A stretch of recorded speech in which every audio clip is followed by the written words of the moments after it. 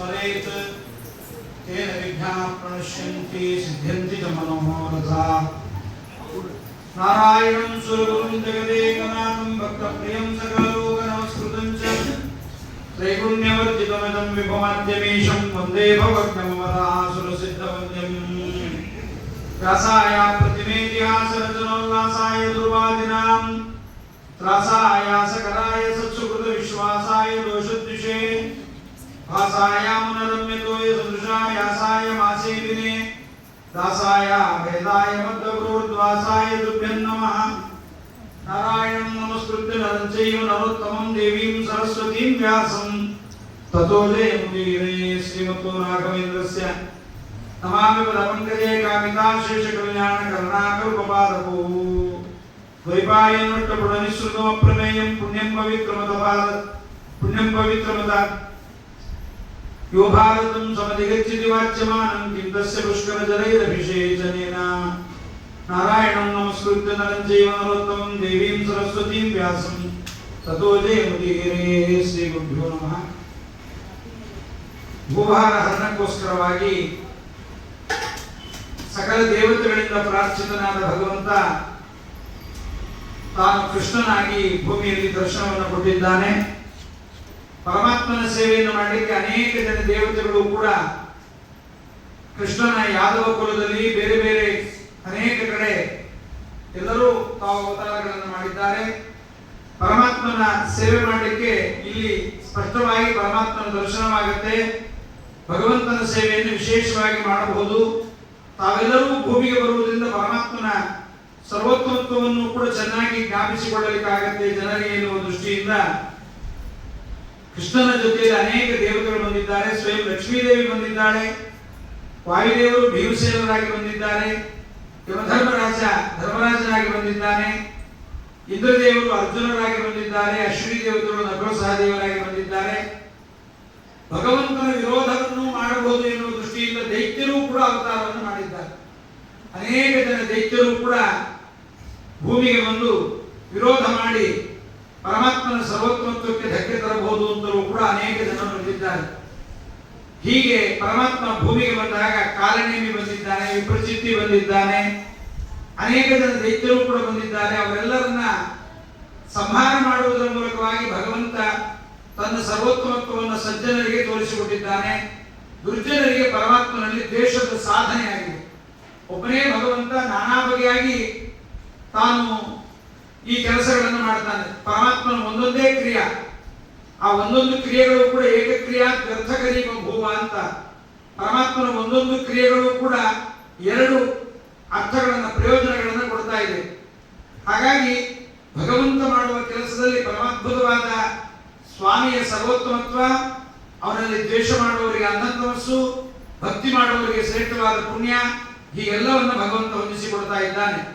ಇದಕ್ಕಾಗಿ ಭಗವಂತನ ಅವತಾರ, ಪರಮಾತ್ಮನ ಅವತಾರದ ಉದ್ದೇಶ ತಾನು ಮೇಲ್ಲೋಕದಲ್ಲೇ ಇದ್ದು ತಾನು ಕ್ಷೀರಸಾಗರದಲ್ಲೇ ಪರಮಾತ್ಮ ವಾಸ ಮಾಡಿ ಎಲ್ಲ ದೈತ್ಯರನ್ನು ಕೊಲ್ಲಬಲ್ಲ. ಇಲ್ಲೇ ಒಂದು ಅವತಾರ ಮಾಡಿ ಕೊಲ್ಲಬೇಕು ಅಂತ ಹೇಳಿಲ್ಲ ಪರಮಾತ್ಮನಿಗೆ. ಇಲ್ಲಿ ಬಂದು ಯಾಕೆ ಅವತಾರ ಮಾಡ್ತಾನೆ? ಎರಡು ಉದ್ದೇಶ. ಮತ್ಯಾವತಾರ ಸ್ನೇಹಮರ್ಥ ಶಿಕ್ಷಣಂ ರಕ್ಷೋವಧಾಯೇವ ನ ಕೇವಲಂ ವಿಭೋಹ ಅಂತಾರೆ.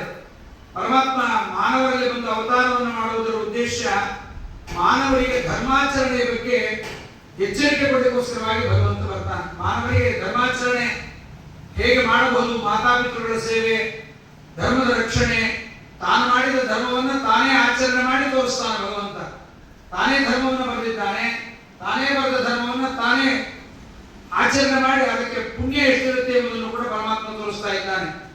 ಇಂತಹ ಭಗವಂತ ತಾನು ಕೃಷ್ಣಾವತಾರವನ್ನು ಮಾಡಿದಾಗ ಅನೇಕ ದೇವತೆಗಳು ಕೂಡ ಅವನಲ್ಲಿ ಅದ್ಭುತವಾದ ಸೇವೆಯನ್ನು ಮಾಡಿ ಭಕ್ತಿಯನ್ನು ಸಂಪಾದನೆ ಮಾಡಿ ಪುಣ್ಯವನ್ನು ಸಂಪಾದನೆ ಮಾಡಿಕೊಳ್ತಾ ಇದ್ದಾರೆ. ಅಂಥವರ ಪೈಕಿ ಕಶ್ಯಪ ಮತ್ತು ಅದಿತಿಯರು, ಧರಾದೇವಿ ಮತ್ತು ಗಂಧರ್ವ ಇವರೆಲ್ಲರೂ ಕೂಡ ಪರಮಾತ್ಮನ ದ್ರೋಣನಾಮಕ ವಸು, ಧರಾದೇವಿ ಇವರೆಲ್ಲರೂ ಕೂಡ ಪರಮಾತ್ಮನಿಗೆ ತಂದೆ ತಾಯಿಗಳಾಗಬೇಕು ಅಂತ ಹೇಳಿದ್ದಾರೆ. ಕಶ್ಯಪ ವಸುದೇವನಾಗಿ, ಅದಿತಿ ದೇವಕಿಯಾಗಿ ಬಂದಿದ್ದಾರೆ. ಅಂತಹ ಬಂದವರಿಗೆಲ್ಲ ಅನುಗ್ರಹವನ್ನು ಮಾಡುತ್ತಾ ಪರಮಾತ್ಮ ತನ್ನ ರೂಪದ ದರ್ಶನದಿಂದ ತನ್ನ ನಾನಾ ವಿಧವಾದ ಲೀಲಾಭಿಹಿ ಭಾವಗರ್ಭಾಭಿಹಿ ಜನಮಾನಂದ ಎನ್ನುವ ತನ್ನ ಭಯಂಕರವಾದ ಅದ್ಭುತವಾದ ಅನೇಕ ವಿಚಾರಗಳಿಂದ ತುಂಬಿದ ತನ್ನ ತನ್ನ ಆ ಒಂದು ಲೀಲೆಗಳಿಂದ ಅನೇಕರಿಗೆ ಆನಂದವನ್ನು ಕೂಡ ಪರಮಾತ್ಮ ಕೊಡ್ತಾ ಇದ್ದಾನೆ. ಇಂತಹ ಪರಮಾತ್ಮ ಗೋಕುಲದಲ್ಲಿ ತನ್ನ ಕೆಲಸಗಳಿಂದ ತಾನೇ ಸರ್ವೋತ್ತಮ ಎಂಬುದನ್ನು ಜಗತ್ತಿಗೆ ತೋರಿಸಿಕೊಡುತ್ತಾನೆ. ಇಂದ್ರ ವಿರೋಧ ಮಾಡಿದ್ರು ನಾನು ರಕ್ಷಣೆ ಮಾಡ್ತೀನಿ, ಯಾವ ದೇವತೆ ವರ ಕೊಟ್ಟಿದ್ರು ನಾನು ಅದನ್ನು ಮೀರಬಲ್ಲೆ ಎಂಬುದನ್ನು ಪರಮಾತ್ಮ ತೋರಿಸ್ತಾನೆ. ಪೂತನಿ ಸ್ವಯಂ ಕಾಟಕಿ, ಆ ಪೂತನಿಯ ಜೊತೆಯಲ್ಲಿ ಊರ್ವಶಿಯನ್ನು ಸೇರಿಸಿದ್ದಾನೆ ಪರಮಾತ್ಮ. ಒಳ್ಳೆ ಆಚಾರ ಮನೆಗೆ ಪಕ್ಕದ ಮನೆ ನಾನ್ ವೆಜಿಟೇರಿಯನ್ ಅಡುಗೆ ಮಾಡುವಾಗ ಅವ್ರ ಎಕ್ಸಾಕ್ಟ್ ಸೀದಾ ನಮ್ಮ ದೇವರ ಮನೆ ಬಂದ್ರೆ ಏನಾಗಬೇಡ. ಇದು ಕಂಸಾವಿಷ್ಟ ಸ್ವಯಂ ಭೃಗು ಅಂತ ಕಾಲನೇಮಿಯ ಜೊತೆಯಲ್ಲಿ ಭೃಗು ಋಷಿಗಳನ್ನು ತಂದು ಹಾಕಿಬಿಟ್ಟ ಭಗವಂತ. ಕಾಲನೇಮಿ ಮಹಾದೈತ್ಯ ಪರಮಾತ್ಮನನ್ನ ಕಾಲಲ್ಲಿ ಒದ್ದದ್ದರಿಂದ ಭೃಗು ಋಷಿಗಳನ್ನು ತಂದು ಕಾಲನೇಮಿಯ ಜೊತೆಯಲ್ಲಿ ಇಟ್ಟುಬಿಟ್ಟ. ಕಾಲನೇಮಿ ಪರಮಾತ್ಮನಿಗೆ ವಿರೋಧ ಮಾಡ್ತಾನೆ, ಭೃಗು ಋಷಿಗಳು ಭಕ್ತಿಯನ್ನು ಮಾಡ್ತಾರೆ. ಇಂತಹ ಇಬ್ಬಂದಿ ಆಗಬೇಡ. ಪರಮಾತ್ಮ ಇದೊಂದೇ ಮಾಡಲ್ಲ, ಹಿರಣ್ಯಕಶಿಪುವಿಗೆ ಪ್ರಹ್ಲಾದನಂತಹ ಮಗನನ್ನು ಕೊಡ್ತಾನೆ, ಪ್ರಹ್ಲಾದನಂತಹ ಹರಿಭಕ್ತನಿಗೆ ಹಿರಣ್ಯಕಶಿಪುವಿನಂತಹ ತಂದೆಯನ್ನು ಕೊಡ್ತಾನೆ. ಸಾಧನೆ ಮಾಡಿ ಅಂತಾನೆ. ಇದು ಭಗವಂತನ ಎಲ್ಲ ಅನುಕೂಲ ಮಾಡಿಕೊಟ್ಟು ಸಾಧನೆ ಮಾಡೋದು ಏನು ದೊಡ್ಡದಿದೆ. ಎಲ್ಲ ವಿರೋಧವಾದ ನಮ್ಮ ದೇಹ ಸ್ನಾನ ಮಾಡ್ತೀವಿ ಅಂದ್ರೆ ಚಳಿ ಆಗುತ್ತೆ, ಒಂದು ಮಳೆಗೆ ಚಳಿ ಸ್ಟಾರ್ಟ್ ಆಯ್ತು. ಹಾಗೆ ಇದು ಒಂದು ಮಳೆ ಆಗಿದೆ, ಹಾಗೆ ಚಳಿನ ಮನಸ್ಸು ಹಾಗೆ ಸೋಮಾರಿತನ ಮನಸ್ಸಿಗೆ ಬೇಡ, ತಣ್ಣೀರು ಸ್ನಾನ ಬೇಡ, ನಿನ್ನೆ ದೇವ್ರ ಪೂಜೆ ಮಾಡಿ ತೀರ್ಥ ಇಟ್ಬಿಟ್ಟು ಇವತ್ತು ಸಾಕು. ಹೀಗೆ ಮಿಕ್ಕಿದ್ದೆಲ್ಲ ಬೇಕು, ಮೊಬೈಲ್ ಬೇಕು, ಎಂಟರ್ಟೈನ್ಮೆಂಟ್ ಬೇಕು, ಎಲ್ಲ ಬೇಕು. ಎಲ್ಲ ವಿರೋಧವನ್ನು ಕೊಟ್ಟು ಪರಮಾತ್ಮ ಸಾಧನೆ ಮಾಡಿಸ್ತಾನೆ. ಎಲ್ಲ ವಿರೋಧ, ಬರೀ ದೇಹವನ್ನು ವಿರೋಧದ ಜೊತೆಗೆ ಪಂಚ ಜ್ಞಾನೇಂದ್ರಿಯ ಪಂಚ ಕರ್ಮೇಂದ್ರಿಯಗಳು ವಿರೋಧ ಮಾಡ್ತವೆ, ಹೇಳದ ಮಾತು ಕೇಳಲ್ಲ. ಅದಕ್ಕಿಂತ ಮಹಾ ವಿರೋಧ ಮಾಡೋದು ತನ್ಮಾತ್ರಗಳು, ಶಬ್ದ ಸ್ಪರ್ಶ ರೂಪ ರಸಗಂಧಗಳು ನಮಗೆ ಭಯಂಕರವಾಗಿ ತೊಂದರೆಯನ್ನು ಕೊಡ್ತವೆ. ಆ ತೊಂದರೆ ಕೊಡುವುದನ್ನ ಜೊತೆಗೆ ಇಟ್ಟುಕೊಂಡು ಜೊತೆಗೆ ಪಕ್ಕದ ಮನೆಯವರು, ಅಣ್ಣ ತಮ್ಮ, ತಂದೆ ತಾಯಿ, ಬಂಧು ಬಾಂಧವರು, ಹೆಂಡತಿ ಗಂಡ ಮಕ್ಕಳು ಇವೆಲ್ಲ ವಿರೋಧ ಮಾಡುವವರ ಜೊತೆಗೆ ನಾವು ಸಾಧನೆಯನ್ನು ಮಾಡಬೇಕು. ಪರಮಾತ್ಮ ಅಂತಾನೆ, ನೀವು ಮಾಡುವ ಸಾಧನೆ ಸ್ವಲ್ಪವಾದರೂ ಈ ವಿರೋಧಗಳನ್ನು ತಡೆದುಕೊಂಡು ವಿರೋಧಗಳನ್ನು ನಿವಾರಣೆ ಮಾಡಿಕೊಂಡು ಸಾಧನೆ ಮಾಡ್ತಿರಲ್ಲ, ಇದಕ್ಕೆ ಹೆಚ್ಚಿಗೆ ಪುಣ್ಯ ಅಂತಾನೆ ಪರಮಾತ್ಮ. ಅದಕ್ಕೆ ಪಾಂಡವರಿಗೆ ಪರಮಾತ್ಮ ಹೆಚ್ಚು ಪುಣ್ಯವನ್ನು ಕೊಟ್ಟ. ಯಾಕೆಂದ್ರೆ ದುಷ್ಟರ ವಿರೋಧದ ಮಧ್ಯದಲ್ಲಿ ಭಗವತ್ ಕಾರ್ಯವನ್ನು ಬಿಡ್ತಾ ಇರಲಿಲ್ಲ ಅವರು. ಇದು ನಮಗೆ ಪಾಠ. ಹೀಗಾಗಿ ಪರಮಾತ್ಮ ತಾನು ಸದಾ ನನ್ನ ಭಕ್ತರಿಗೆ ರಕ್ಷಕನಾಗಿರ್ತೀನಿ ಎಂಬುದನ್ನು ತೋರಿಸಲಿಕ್ಕೆ ಇಂದ್ರನ ಪೂಜೆಯನ್ನು ತಪ್ಪಿಸಿಬಿಟ್ಟು ಗೋಕುಲದ ಜನರೆಲ್ಲ ಇಂದ್ರನ ಪೂಜೆ ಮಾಡ್ತೀವಿ ಅಂತ ಕೂತಿದ್ರು. ಇಂದ್ರ ಏನು ಮಳೆ ಕಳಿಸಲ್ಲ, ನಮ್ಮ ಪಾಪ ಪುಣ್ಯಗಳೇ ನಮಗೆ ಕೊಡುತ್ತೆ.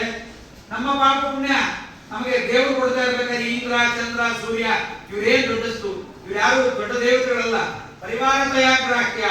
ಇವರೆಲ್ಲ ಪರಮಾತ್ಮನ ಪರಿವಾರದವರು ಪೂಜೆ ಮಾಡಬೇಕು ಹೊರತು ಇವರೇ ಡೈರೆಕ್ಟ್ ಆಗಿ ದೊಡ್ಡ ದೇವತೆಗಳಲ್ಲ ಅಂತ ತೋರಿಸಲಿಕ್ಕೆ ಗೋವರ್ಧನ ಪರ್ವತದಲ್ಲಿ ತಾನೇ ಕೂತು ಭೋಜನ ಮಾಡಿ ಇಂದ್ರನಿಗೆ ಸಿಟ್ಟು ಬರಿಸಿದ. ನನ್ನ ಕೈ ಹಿಡಿದವರ ಮೇಲೆ ಯಾವ ದೇವತೆಗಳೇ ವಿರೋಧ ಮಾಡಿದ್ರು ಏನು ಮಾಡಲಾರರು ಅಂತಾರೆ. ಪರಮಾತ್ಮನ ಶ್ರೇಷ್ಠವಾದ ಅನುಗ್ರಹವನ್ನು ಸಂಪಾದನೆ ಮಾಡಿದ ಮೇಲೆ ಯಾವ ಗ್ರಹಗಳು ನಮಗೇನು ಮಾಡೋದಿಲ್ಲ. ಅದಕ್ಕೆ ಜಗನ್ನಾಥದಾಸರು ಬೃಹರಿದಾಸರನ್ನು ಇವರು ಕೆಡಿಸುವವರೇ ಇವರನ್ನು ಅಹಿತರೆಂದೆನ್ನುತ್ತ ಕೆಡಬೇಡಿ ಅಂತಾರೆ. ಪರಮಾತ್ಮನ ದಾಸರನ್ನ ಶನಿ ತೊಂದರೆ ಕೊಡಲ್ಲ. ಪರಮಾತ್ಮನ ದಾಸರಿಗೆ ರಾಹು ಕೇತು ಸೂರ್ಯ ಚಂದ್ರ ಅದಕ್ಕೆ ದಾಸನೆ ಮಾಡಿದ್ರು ಬೇಗ ಗೊತ್ತಾಗಲಿ ಅಂತ ಸಕಲ ಗ್ರಹಗಳನ್ನು ಸಲ್ಲಿಸಿದಾಗ ಪರಮಾತ್ಮನ ಅನುಗ್ರಹ ಇದ್ದಾಗ ಯಾವ ಗ್ರಹಗಳು ನಮ್ಗೆ ಏನು ಮಾಡೋದಿಲ್ಲ.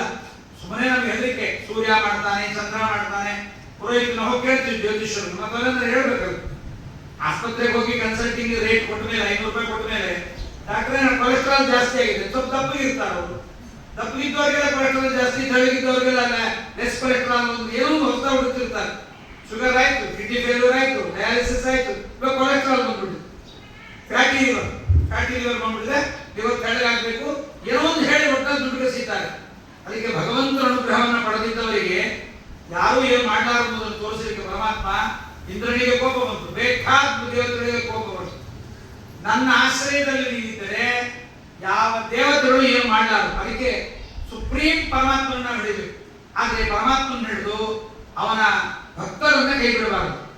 ಅದಕ್ಕೆ ಪುರಾಣದಲ್ಲಿ ಒಂದು ಕಥೆ ಬರುತ್ತೆ. ಒಬ್ಬ ಬ್ರಾಹ್ಮಣನಿಗೆ ರಾಜನ ಮನೆಯಲ್ಲಿ ಯಾವಾಗಲೂ ಫ್ರೀ ಎಂಟ್ರೆನ್ಸ್, ಯಾವಾಗ ಬೇಕಾದ್ರೂ ಹೋಗ್ಬೋದು, ರಾಜನ ಜೊತೆ ಮಾತಾಡ್ತಾ ಇದ್ದ. ಸ್ವಲ್ಪ ಗರ್ವ ಬಂತು, ನನಗೆ ರಾಜ ಫ್ರೀ ಆಗಿದ್ದಾನೆ, ಸಿಗ್ತಾ ಇದ್ದಾನೆ. ಸ್ವಲ್ಪ ಆ ಕಡೆ ಈ ಕಡೆ ಇರ್ತಕ್ಕಂತಹ ಏನು ಬಾಗಿಲುಕಾಯಿಗಳು ದ್ವಾರಪಾಲಕರು ಅವರು ಇರ್ತಾರಲ್ಲ, ಅವ್ರನ್ನ ಸ್ವಲ್ಪ ಗಮನ ಕೊಡಲಿಲ್ಲ.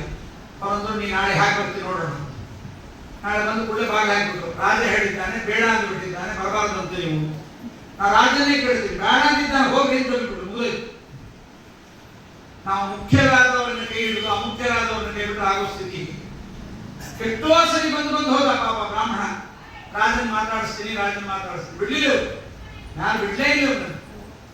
ಕೊನೆಗೆ ಒಂದು ಸಲ ರಾಜ ಮೆರವಣಿಗೆ ಬರ್ತಾನೆ ಅಂತ ಗೊತ್ತಾಯ್ತು. ರಾಜ ಮೆರವಣಿಗೆ ಬರ್ತಾ ಇದ್ದಾನೆ ಅಂತ ಗೊತ್ತಾಗಿ ಒಂದು ಮರದ ಮೇಲೆ ಕೂತ್ಕೊಂಡ. ಮರದ ಮೇಲೆ ಕೂತು ರಾಜ ಅಂಬಾರಿ ಬರ್ತಾ ಇದ್ದಾನೆ, ಅಲ್ಲಿ ಮೇಲ್ಗಡೆ ಮಾತಾಡಿಸ್ಬಿಡೋಣ ಅಂತ. ರಾಜ ರಾಜ ನಾ ಬಂದೀನಿ ಅಂತ ಕೂಗಿದ ಈ ಬ್ರಾಹ್ಮಣ. ಪರಿವಾರದವರಿದ್ದಲ್ಲ, ಸ್ವಾಮಿ ಮನೆಗೆ ಬರ್ತಿದ್ದ ಬ್ರಾಹ್ಮಣ ಸತ್ತು ಬ್ರಹ್ಮಶಾಚಿ ಆಗಿದ್ದ, ನಾ ಮರದ ಮೇಲೆ ಕೂತಾನೆ ಅಂತ. ರಾಜ ಅಂತ ರೂಟ್ ಚೇಂಜ್ ಮಾಡಿಬಿಟ್ಟೆ. ಮತ್ತೆ ಬ್ರಹ್ಮಶಾಚಿ ಗಂಟು ಬಿದ್ದುಬಿಡುತ್ತೋ, ಬೇಡ ರೂಟ್ ಚೇಂಜ್ ಮಾಡಿಬಿಟ್ಟು ಬೇರೆ ರೂಟ್ನ ಹೋಗ್ಬಿಡೋಣ. ಅದಕ್ಕೆ ಪರಿವಾರ ದೇವತೆಗಳನ್ನು ಬಿಡಬಾರದು, ಸರ್ವೋತ್ತಮನಾದ ನಾರಾಯಣನನ್ನು ಬಿಡಬಾರದು. ಆದರೆ ಸರ್ವೋತ್ತಮನಾದ ನಾರಾಯಣನ ಬಲವನ್ನ, ನಾರಾಯಣನ ಬಲದಿಂದ ಇವರೆಲ್ಲರೂ ಕೆಲಸ ಮಾಡ್ತಾರೆ ಎನ್ನುವ ಜ್ಞಾನ ನಮಗೆ ಸದಾ ಎಚ್ಚರದಲ್ಲಿರಬೇಕು ಎಂಬುದನ್ನು ತೋರಿಸಲಿಕ್ಕೆ ಗೋವರ್ಧನ ಪರ್ವತವನ್ನ ಪರಮಾತ್ಮ ಎತ್ತುತ್ತಾನೆ. ಮಳೆ ಬಂದಾಗ ಹೆದರಬೇಡಿ. ಯಾವ ಗೋವರ್ಧನ ಜನಕ್ಕೆ ಸಾಮಾನ್ಯರಿಗೆ ನಮಗೆ ಕೊಡೆ ಇದೆ ಏನು ಭಯ ಅಂತ, ಕೊಡೆ ರಕ್ಷಣೆ ಮಾಡುತ್ತೋ ನೀವು ರಕ್ಷಣೆ ಮಾಡ್ಕೋತಿರೋ. ಮಳೆ ಬರ್ತಾ ಇದೆ, ಕೊಡೆ ಇದೆ, ಏನ್ ಬಂತು, ಕೊಡೆ ನೀವು ಬಿಚ್ಚಬೇಕಲ್ಲ, ಬಿಚ್ಚಿನ ಹಿಡ್ಕೋಬೇಕಲ್ಲ, ಬಿಚ್ಚಿನ ಹಿಡ್ಕೊಳ್ಳಿಕ್ಕೆ ಗಾಳಿ ಕಡಿಮೆ ಇರ್ಬೇಕಲ್ಲ, ಗಾಳಿ ಪ್ರೀತಿ ಇದ್ರೆ ಕೊಡೆ ಕಿತ್ಕೊಂಡು ಹೋಗುತ್ತೆ, ಏನ್ ಮಾಡಿ ಸಾಧ್ಯ. ಅದಕ್ಕೆ ಪರಮಾತ್ಮ ಅಂತ ಸಾಮಾನ್ಯರಿಗೆ ಬೇರೆ ಬೇರೆಯವರಿಂದ ತಾನು ಫಲಗಳನ್ನು ಕೊಡ್ತಾನೆ. ಸೂರ್ಯ ಕೊಟ್ಟ, ಚಂದ್ರ ಕೊಟ್ಟ, ಗಣಪತಿ ಕೊಟ್ಟ, ದುರ್ಗಾ ಕೊಟ್ಟರು, ಇತರ ದೇವತೆಗಳು ನಮಗೆ ಫಲ ಕೊಟ್ಟರು ಅಂತ ಅನಿಸ್ತಾನೆ. ಅದಕ್ಕೆ ಪರಮಾತ್ಮ ಹೇಳ್ತಾನೆ, ಯಾವ ದೇವತೆಗಳು ಫಲ ಕೊಟ್ಟರು ಆ ದೇವತೆಗಳು ಸ್ವತಂತ್ರವಾಗಿ ಕೊಡುವವರಲ್ಲ, ನಾನು ಒಳಗಿದ್ದು ಫಲವನ್ನು ಕೊಡಿಸೋನು. ಇದನ್ನು ತಿಳ್ಕೊಂಡ್ಬಿಡಿ. ವಿಭೂತಿ ವತ್ಸತ್ವಂ ಶ್ರೀಮದ್ ಉಚಿತಮೇವ ತತ್ತ ದೇವಾವಗಚ್ಚತ್ವಂ ಮಮ ದೇವಾಂಶ ಸಂಭವಂ. ಪರಮಾತ್ಮ ಅಂತಾನೆ, ಎಲ್ಲಿ ಒಂದು ಪ್ರಬಲವಾದ ಫಲ ಕೊಡ್ತಾ ಇದೆ ಅಂತ ಜಗತ್ತಿನಲ್ಲಿ ತೋರಿಸ್ತಾರೆ, ಭಗವಂತ ಇದ್ದೇ ಫಲವನ್ನು ಕೊಡ್ತಾನೆ, ಹೊರತು ಬೇರೊಬ್ಬರು ಕೊಡಲಿಕ್ಕಲ್ಲ. ಕೊನೆಗೆ ಗೋವರ್ಧನ ಪೂಜೆ ಮಾಡಿಸಿದ್ದಲ್ಲ, ಗೋವರ್ಧನೇ ನಿಮಗೆ ಸಂತೋಷ ಕೊಡುತ್ತೆ ಅಂತ ಗೋವರ್ಧನ ಮೇಲೆ ಕೇಳಲಿಲ್ಲ, ಈ ಕೃಷ್ಣ ಎತ್ಕೊಂಡ ಮೇಲೆ ಗೋವರ್ಧನವನ್ನ ತಾನು ಎತ್ತಿ 7 ದಿವಸಗಳ ಕಾಲ ಹಿಡಿದು.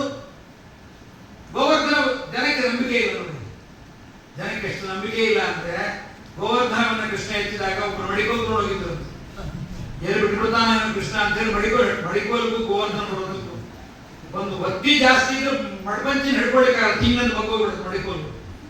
ಅಂತಾದ್ರು ಗೋವರ್ಧನದ ಕೆಳಗೆ ಮಡಿಕೋಲು ಸಾಕು ಗಡಪಾರ ತಗೊಂಡೋಗಿದ್ದು, ಅವ್ನು ಗಡಪಾರ ತಗೊಂಡೋಗಿ ಹಿಡ್ಕೊಂಡು ನಿಂತಿದ್ದಂತೆ. ಕೃಷ್ಣ ಹುಡುಗ ಅವನೇನಿರ್ತಾನೆ, ಶಕ್ತಿ ಇಲ್ಲ ಅಂತ ಹೊಸು ಮಂದಿ ಇದೇ ಕೆಲಸ ಮಾಡಿದ್ರು. ಕೆಲವರು ಮಾತ್ರ ಅವರವ್ರು ನೋಡ್ರಿ ಒಬ್ಬೊಬ್ಬರ ಸ್ವಭಾವ ಹೇಗಿರುತ್ತೆ ಅಂತ. ಕೆಲವರು ರಾಯಿಗೂ ಹೋಗಿರ್ತೀವಿ, ಬಾಗ್ಲಾಗಿ ತರಕ ಅದ ಅಲ್ಲಿಗೂ ಹೋಗಿ ಬರೋಣ, ಹೇಗಿದ್ರು ಬಕ್ರಿ ಇರೋದ ಅಲ್ಲಿಗೂ ಹೋಗಿ ಬರೋಣ.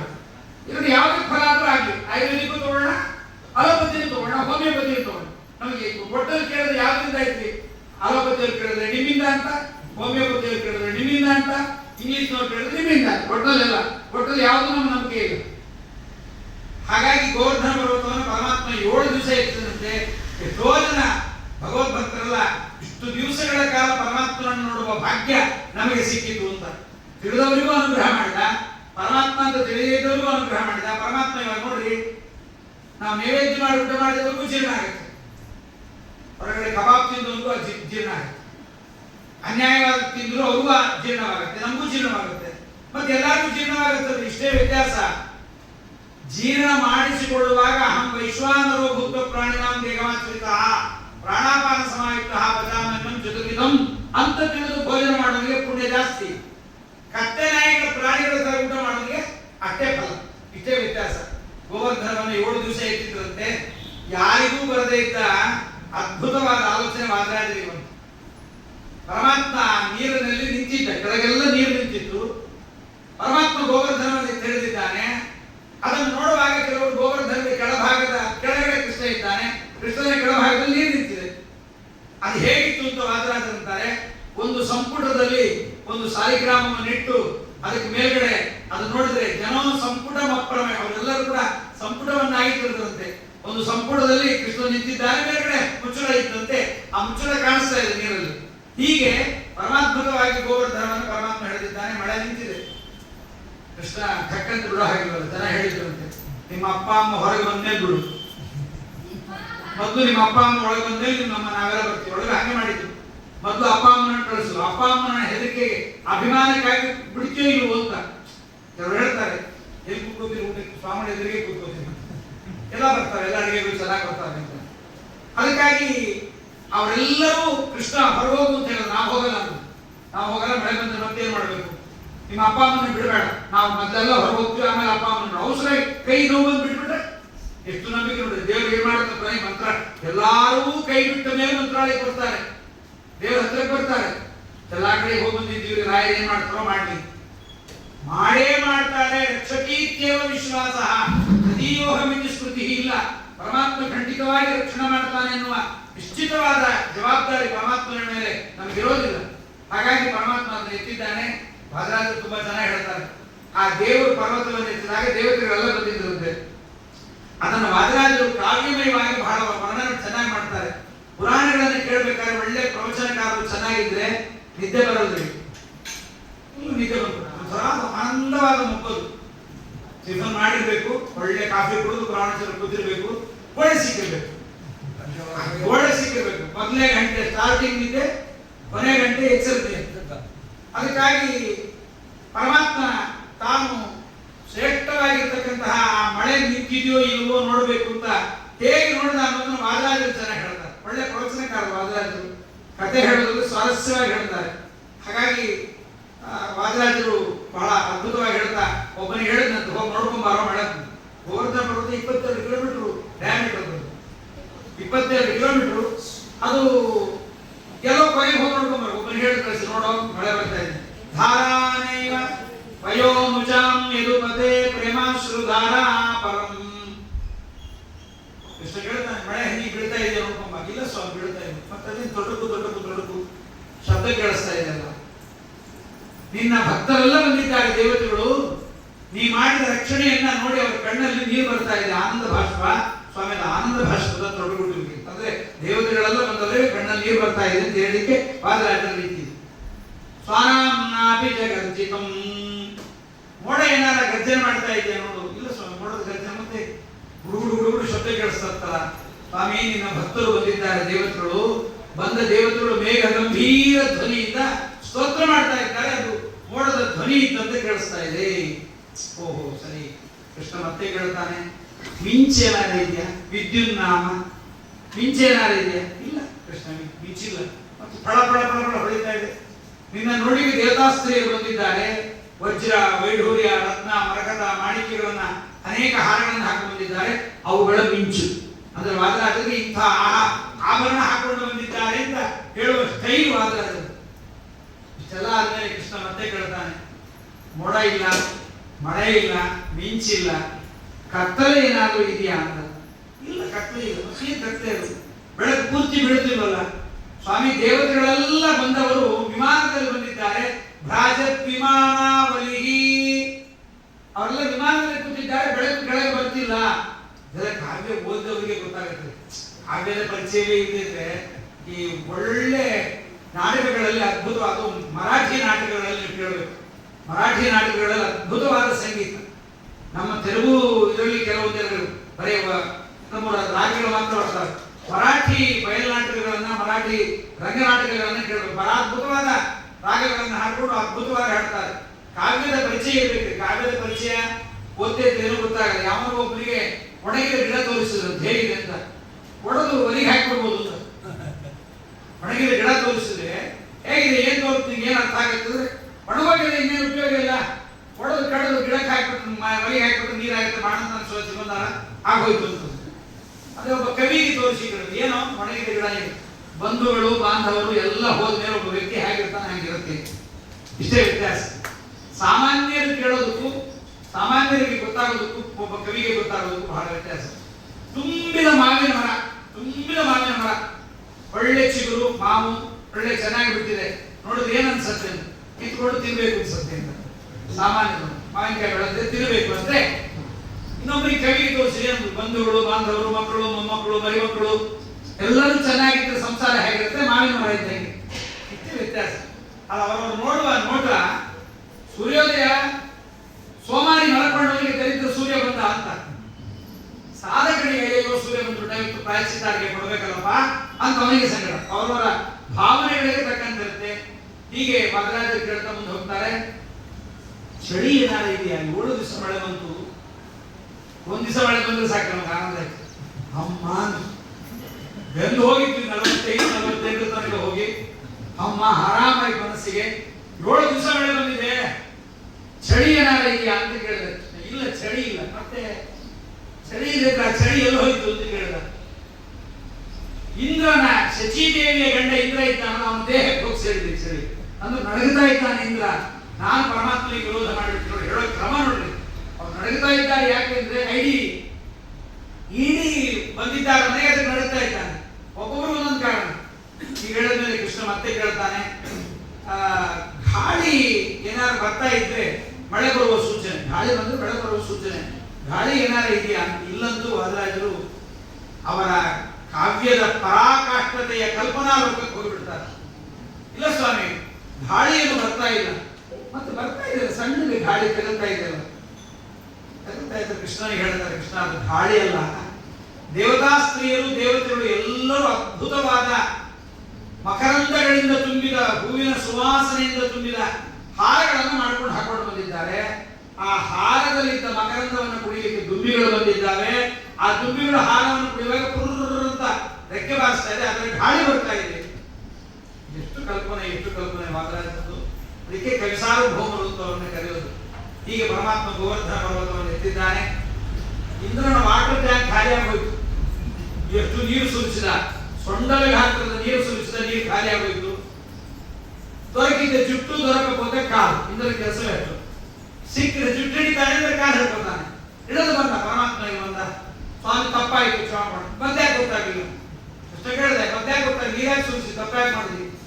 ಅವನಂದ, ಸ್ವಾಮಿ ನಿನ್ ಕೈಯಲ್ಲಿ ಶಂಖೆ ಚಕ್ರ ಇರಲಿಲ್ಲ, ನೀ ದೇವರು ಹೌದು ಅಲ್ಲೋ ಗೊತ್ತಾಗ್ಲಿಲ್ಲ ಅಂತ. ಮತ್ತೆ ಪುಟ್ಟಪರ್ತಿ ಸಾಯಿಬಾಬಾ ಅವರು ಇವರು ಶಿರಡಿ ಸಾಯಿಬಾಬಾ ಅವರೆಲ್ಲ ನೋಡಿಬಿಟ್ಟು ಗಾಣಗಾಪುರ ಅದು ಇದು ನೋಡಿ ಅವರನ್ನೇ ದೇವತೆಗಳು ಅಂದ್ಕೊಂಡ್ಬಿಟ್ಟಿ ಅನ್ಕೊಂಡ ಇಂದ್ರ. ಯಾರು ದೇವತೆಗಳಲ್ಲ, ನಾ ದೇವತೆಗಳು.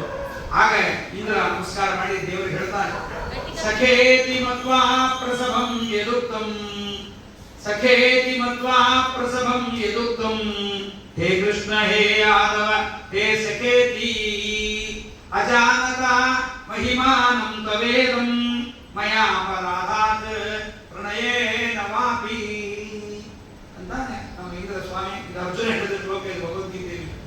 ಕೃಷ್ಣನ ವಿಶ್ವರೂಪವನ್ನು ನೋಡ್ತಾನೆ. ಏನೋ ನಮ್ಮ ಜೊತೆಗೆ, ನಮ್ಮ ತಟ್ಟೆ ಜೊತೆಗೆ ಊಟ ಕೊಡ್ತಿದ್ದ, ನಮ್ಮ ಜೊತೆಗೆ ಮಲಗ್ತಾ ಇದ್ದ, ನಮ್ಮ ವಯಸ್ಸಿನವನೇ ಅಂತ ಕೃಷ್ಣನ ಮೇಲೆ ಅತಿ ಸರಿಗೆ ಅರ್ಜುನನಿಗೆ. ಯಾವಾಗ ಪರಮಾತ್ಮನ ವಿಶ್ವರೂಪ ನೋಡಿದ, ವೇರಿಕ್ಯಸೆ ರಸಮಾನೋ ಸಮಂತಾತ್, ಉಪ್ಪಿನಕಾಯಿ ತಿನ್ನೋನು ತುಟಿಯನ್ನು ಸವರಿಕೊಳ್ಳುವಂತೆ, ಭೀಮಂಚ ದ್ರೋಣಂಚ ಜಯದ್ರಥಂಚ, ಎಲ್ಲರನ್ನೂ ನಿಮಗೆ ಹಾಕಿಬಿಟ್ಟು ಬಾಯಿ ಚಪ್ಪಡಿಸ್ತಾ ಇದ್ದೀರ ಸ್ವಾಮಿ, ಎಲ್ಲರನ್ನೂ ಬಿಟ್ಟಿದ್ದ. ಹೌದು, ನಿಮಿತ್ತ ಮಾತ್ರ ಭವಸವ್ಯ ಸಾಚಿನ್, ನಿಮಿತ್ತ ನೀನು ಬರೀ ದಬ್ಬಿದ್ರೆ ಬಿದ್ದು ಹೋಗುತ್ತಷ್ಟೇ. ಸೊಸಿ ಅಡಿಗೆ ಮಾಡಿದ್ದಕ್ಕೆ ಅತ್ತಿ ಒಗ್ಗರಣೆ ಹಾಕಿದಂಗೆ, ಅಡಿಗೆ ಎಲ್ಲ ಸೊಸಿ ಮಾಡಿರ್ತಾಳೆ, ನಾನೇ ಒಗ್ಗರಣೆ ಹಾಕಿ ನಿಂತಾಳು ಸೊಸಿ. ಕೈಯಾಳಿ ಸೊಸಿ ಸೌಂಡು ಅತ್ತಿನೇ ಹಾಕ್ಬೇಕು. ಯಾಕಂದ್ರೆ ಹಿಂಗೆ ಡಬ್ಬಿ ಸೊಸಿ ಬಿಡಬಾರ್ದು, ಅವಳು ರುಚಿ ಗೊತ್ತಾಗಬಾರ್ದು, ಅತ್ತಿನೇ ಹಾಕ್ಬೇಕು. ಅಲ್ಲ, ಪೂಜೆ ಯಾರು ಮಾಡಿರ್ತೀವಿ, ತೀರ್ಥ ಅಪ್ಪನೇ ಕೊಡ್ಬೇಕು, ಅದು ಪದ್ಧತಿ. ಅದಕ್ಕೆ ಪರಮಾತ್ಮ ಅವನನ್ನು ಹೇಳ್ತಾನೆ, ಅರ್ಜುನ ಸ್ವಾಮಿ ಕೆಲ ತಪ್ಪು ಮಾಡಿಬಿಟ್ಟೆ. ಸಖೇತಿ ಮತ್ವ ಪ್ರಸಭಂ ಎದುತ್ತು, ಹೋಗೋ ಬಾರೋ ಕೂಡೋ ನಿಲ್ಲೋ ಅಂತ ನಿನ್ನನ್ನು ಬಹಳ ಅನ್ಯಾಯವಾಗಿ ಮಾತಾಡ್ಬಿಟ್ಟೆ ಸ್ವಾಮಿ. ಹೇ ಕೃಷ್ಣ, ಹೇ ಯಾದವ, ಹೇ ಸಖ, ಏಕವಚನದ ಸಂಬೋಧನೆ ಮಾಡಿಬಿಟ್ಟೆ. ನಿನ್ನ ಮಹಿಮೆ ಗೊತ್ತಾಗಲಿಲ್ಲ ಸ್ವಾಮಿ. ಅಜಾನತ ಮಹಿಮಾನಂ ತವೇದಂ, ನಿನ್ನ ಮಹಿಮೆ ಗೊತ್ತಿದ್ದ ಮಾಡಿದ್ರೆ ಕ್ಷಮಾಪಣೆ ಮಾಡಿಬಿಡು. ನನ್ನ ಮಗ ಕೂಡ ಹುಟ್ಟಿದ್ದಾನೆ. ಆಗ ಅರ್ಜುನ ಹುಡ್ತಾ ಇದ್ದಾನೆ. ಅವನು ಹೀಗೆ ತಪ್ಪುಗಳನ್ನು ಮಾಡ್ತಾನೆ. ನಾ ತಪ್ಪು ಮಾಡಿದ್ದ ಪ್ರಾಯಶ್ಚಿತ್ತಕ್ಕೆ ಸುರಭಿಯನ್ನು ಕರ್ಕೊಂಡು ಬಂದಿದ್ದೀನಿ, ಸುರಭಿಯ ಹಾಲಿನಿಂದ ನಿನಗೆ ಅಭಿಷೇಕ ಮಾಡಿ ಗೋವಿಂದ ಅಂತ ನಾಮಕರಣ ಮಾಡ್ತೀನಿ ಅಂತ ಇಂದ್ರ. ಅದಕ್ಕೆ ಅನೇಕ ತಪ್ಪುಗಳ ಪ್ರಾಯಶ್ಚಿತ್ತಕ್ಕೆ ಒಳ್ಳೆ ಹಸುವಿನ ಹಾಲು, ಮತ್ತೆ ನಂದಿನಿ ಪ್ಯಾಕೆಟ್ ಅಲ್ಲ, ಮೇಲ್ಗಡೆ ಮಾತ್ರ ಮಿಲ್ಕ್ ಅಂತ ಹಾಕಿರ್ತಾರೆ, ಒಳಗೆ ಏನಿರೋದು ಕಾಯಿಸರಿಸಿದ ತಗೊಂಡು ಅದು ಬೆಳ್ಳಗಿರಲ್ಲ ಅಂತ ಗೊತ್ತಾಗಬಾರ್ದು ಬಿಳೆ ಕವರ್ನ ಹಾಕಿರ್ತಾರೆ. ಮೇಲ್ ಕವರ್ ನೋಡ್ರೆ ಹಾಲು ತಗೋಬೇಕಷ್ಟೇ, ಅದು ಹೊರಗಡೆ ಹಾಲು ಅಂತ ಬರೀರಲ್ಲ. ತಗೊಂಡು ಪ್ಯಾಕ್ಸೈಸಿದು ಅದು ಮತ್ತೆ ಒಳಗಡೆ ಏನು 20% ಏನು ಇರಲ್ಲ ಅಂತ ಬೇರೆ ಹಾಕಿರ್ತಾರೆ. ಅದನ್ನೇ ನಾವೇನೋ ಹಾಲು ಅಂತ ಭ್ರಾಂತಿಯಿಂದ ಕುಡಿತಾ ಇರ್ತೀವಿ. ಹಾಗೆ ಪರಮಾತ್ಮನ ಪ್ರಾರ್ಥನೆ ಮಾಡಿ ಇಂದ್ರ ತನ್ನ ಸಿಂಹಾಸನದಲ್ಲಿ ಕೂಡಿಸಿ ಪರಮಾತ್ಮನಿಗೆ ಪ್ರಾರ್ಥನೆಯನ್ನು ಮಾಡಿ ಹೋಗ್ತಾನೆ. ಇಂಥ ಕೃಷ್ಣ ಬಹುಲೀಲೆಗಳನ್ನು ಮಾಡಿದ ಆ ಗೋಕುಲದಲ್ಲಿ ವಾಸ ಮಾಡಿದಾಗ ಕಂಸನಿಗೆ ಗೊತ್ತಾಗತ್ತೆ ಇಲ್ಲಿ ಹುಟ್ಟಿದವನು ನನ್ನ ಮೃತ್ಯುವೇ. ಪೂತನೆಯನ್ನು ಕೊಂದ, ಶಕಟಾಸುರನನ್ನು ಕೊಂದ, ತೃಣಾವರ್ತನನ್ನು ಕೊಂದ, ಕೇಶಿ, ವತ್ಸಾಸುರ ಅನೇಕರನ್ನು ಕೊಂದಿದ್ದಾನೆ ಒಬ್ಬನೇ ಅಂದ್ರೆ ಅವನೇ ಕೃಷ್ಣ. ಅವನೇ ನನ್ನ ಮೃತ್ಯು ಇರಬೇಕು. ಆದ್ರಿಂದ ಆ ಮೃತ್ಯುವನ್ನು ನಾನೇ ಕರೆದು ಸಂಹಾರ ಮಾಡಿಸೋಣ. ನಾ ಕರೆದು ಬರ್ತಾನ ಕೃಷ್ಣ, ಬರಲ್ಲ. ಸ್ವಾಮಿಗಳ ಹತ್ರ ಹೋಗ್ಬೇಕು ಪ್ರತಿಷ್ಠಾಪನೆಗೆ ಅಂದ್ರೆ ನಾವೇ ಹೋದ್ರೆ ಸ್ವಾಮಿ ಬರ್ತಾರೋ ಇಲ್ವೋ? ಯಾರು ಒಬ್ಬರನ್ನ ಸರಿಯಾದವ್ರು ನಡ್ಕೊಂಡು ಕರ್ಕೊಂಡು ಹೋಗ್ತೀವಿ ನಾವು.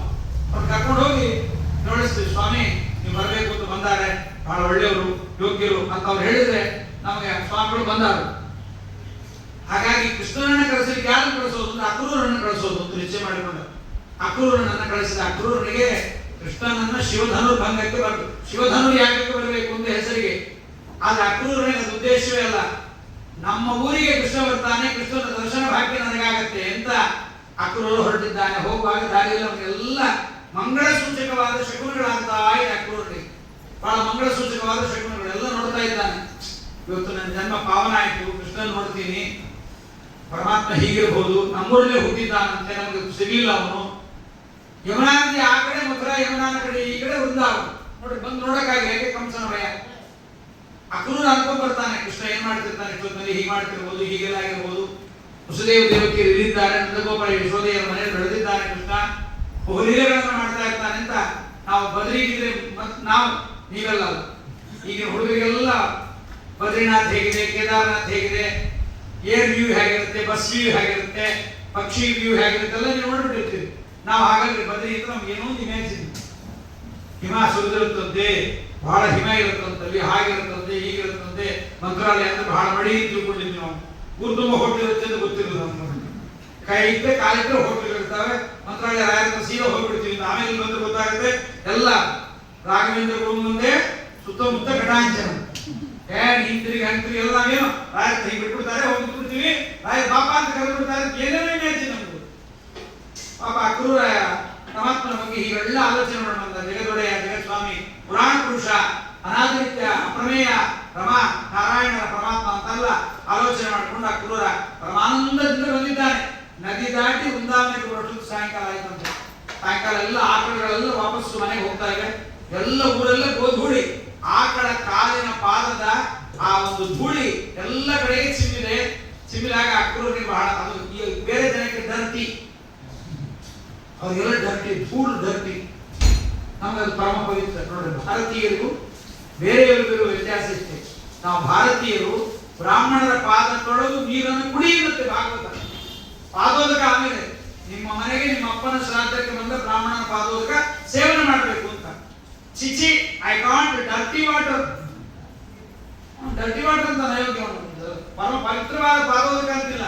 ನಮ್ಮ ಇಂಡಿಯನ್ಸ್ಗೆ ಆಕಳ ತೊಳೆದ ಗಂಜಳ ಹೂವಾರಿ ಹಂಗೆ ಕುಡಿತೀವಿ ಗಂಜಲ. ಚಿಚಿ, ಅವ್ರ ಗಂಜಲ ಅದೇ ಟೇಸ್ಟ್ ಆಗಿ ಕೊಟ್ರೆ. ಇವಾಗ ಒಂದು ಹೊಸ ಔಷಧಿ ಬಂದಿದೆ, ಮಾನವರ ಮಲದಿಂದ ಒಂದು ಟ್ಯಾಬ್ಲೆಟ್ ಮಾಡ್ತಾ ಇದ್ದಾರೆ. ಮಾನವರ ಮಲದಿಂದ ಒಂದು ಟ್ಯಾಬ್ಲೆಟ್ ಮಾಡ್ತಾ ಇದ್ದಾರೆ. ಪರಮಾದ್ಭುತವಾದ ಟ್ಯಾಬ್ಲೆಟ್ ಮೊರಾರ್ಜಿ ದೇಸಾಯಿ ಟಾನಿಕ್ ನೋಡಲೇಬೇಕು. ಹಾಗಾಗಿ ಅದೆಲ್ಲ ಕುತ್ಕೋಬೇಕಾದ್ರೆ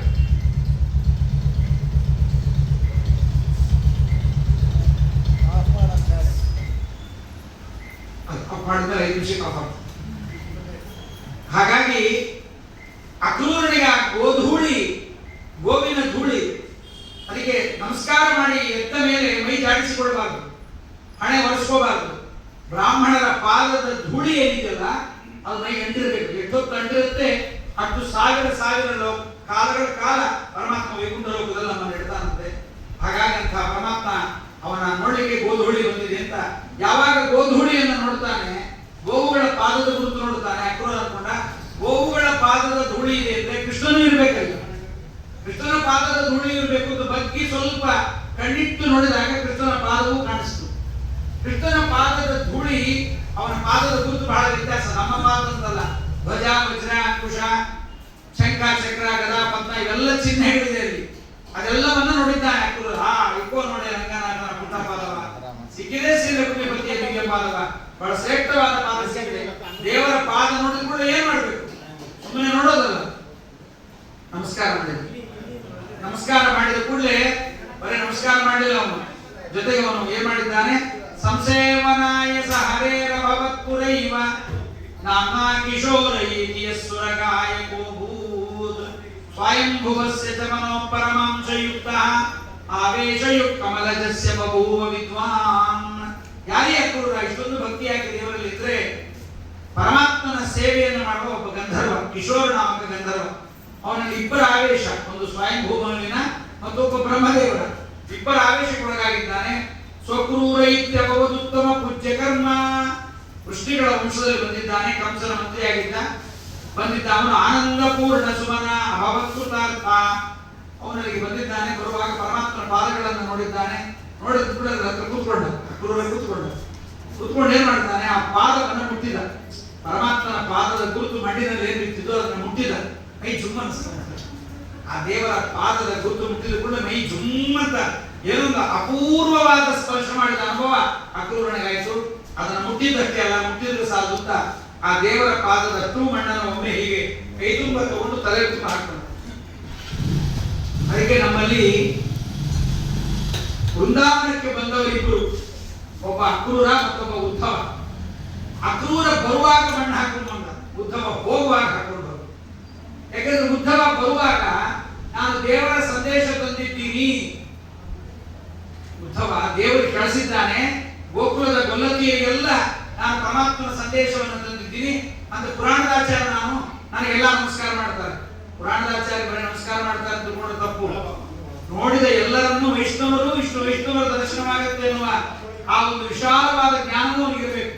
ಆ ಜ್ಞಾನ ಇದ್ರೆ ಅವನು ಉದ್ಧಾರ ಆಗ್ತಾನೆ.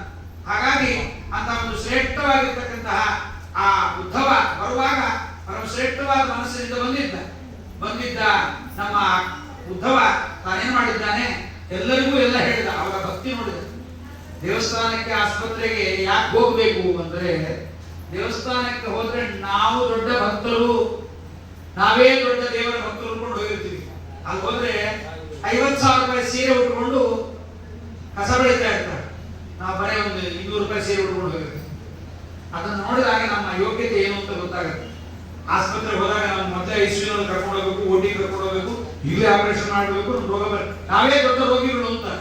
ಅಲ್ಲಿ ಹೋಗಿ ನೋಡ್ತೀವಿ ಆಕ್ಸಿಜನ್, ವೆಂಟಿಲೇಟರ್, ಮ್ಯಾಲೊಂದು ಪೈಪು, ಕೆಳಗೊಂದು ಪೈಪು, ಇನ್ನೊಂದು ಪೈಪು, ಪಕ್ಕದೊಂದು ಪೈಪು, ಆ ಕಡೆ ಪೈಪ್ಗಳು ಚುಚ್ಕೊಂಡು ಮಲ್ಕೊಂಡವ್ರು ನೋಡಿದಾಗ ಅಮ್ಮ ನಾ 1000 ಟೈಮ್ ಬೆಟರು, ನನಗೇನೂ ಆಗಿಲ್ಲ ಅಂತ ಅನ್ಸುತ್ತೆ. ಅದಕ್ಕೆ ದೇವಸ್ಥಾನಕ್ಕೆ ಆಸ್ಪತ್ರೆಗೆ ಹೋದಾಗ ನಮ್ಮ ಯೋಗ್ಯತೆ ಜ್ಞಾನವಾಗುತ್ತೆ. ಆ ಅಕ್ರೂರ ಏನ್ ಮಾಡಿದ್ದಾನೆ, ಮಣ್ಣನ್ನ ತಲೆ ಮೇಲೆ ಹಾಕೊಂಡಿದ್ದಾನೆ. ಸ್ವಯಂ ಭೂಮನುವಿನ ಮತ್ತು ಬ್ರಹ್ಮದೇವರ ಆವೇಶ. ಅಕ್ರೂರ ಬಂದು ಪರಮಾತ್ಮನ ಮಣ್ಣಲ್ಲಿ ಹಾಕೊಂಡ, ಎಷ್ಟು ಹಾಕೊಂಡಾನೆ. ತುಂಬಾ ಪರಮಾತ್ಮನ ಪಾದದ ಗುರುತುಗಳು, ಪರಮಾತ್ಮನ ಪಾದವನ್ನು ನೋಡ್ತಾನೆ. ಆ ಪಾದದ ಗುರುತುಗಳನ್ನು ನೋಡಿ ಎಚ್ಚೌಸನಿಸೃತ ಸರಿ ಪ್ರವರೋದಕೇನ ತೀರ್ಥೇನ ಮುರ್ಜನಿ ಕೃತೇನ ಶಿವ ಶಿವೋ ಭೂತ್ ಜಾತುರ್ಮನ ಶಮನ ಜೈನ ನಿಸೃಷ್ಟ ವಜ್ರಂ ಜಯೇಚ್ಚಿರಂ ಭಗವತಃ ಶರಣಾರವಿಂದಂ. ಪರಮಾತ್ಮನ ಪವಿತ್ರವಾದ ಗಂಗಾಜನಕನ ಪಾದ, ಆ ಪಾದವನ್ನು ನೋಡಿ ಅಕ್ರೂರ ಒಂದಕ್ಕೆ ಹಾಕೊಂಡ, ಇನ್ನೊಂದು ಹಾಕೊಂಡ, ಲೇಟ್ ಆಗತ್ತೆ ಅಂತ. ಪಾಂಸುಸು ಅಚೇಷ್ಟತ ಪಾಂಸು ಸದೇಶ ಪುರ್ಭೂತ ಮುಖೋಚ್ಚ ವಿದ್ಯುತ್ ರಾಜತ್ ಕಿರೀಟ ಮನಿಲೋಚನ ಗೋಚರೇಶು.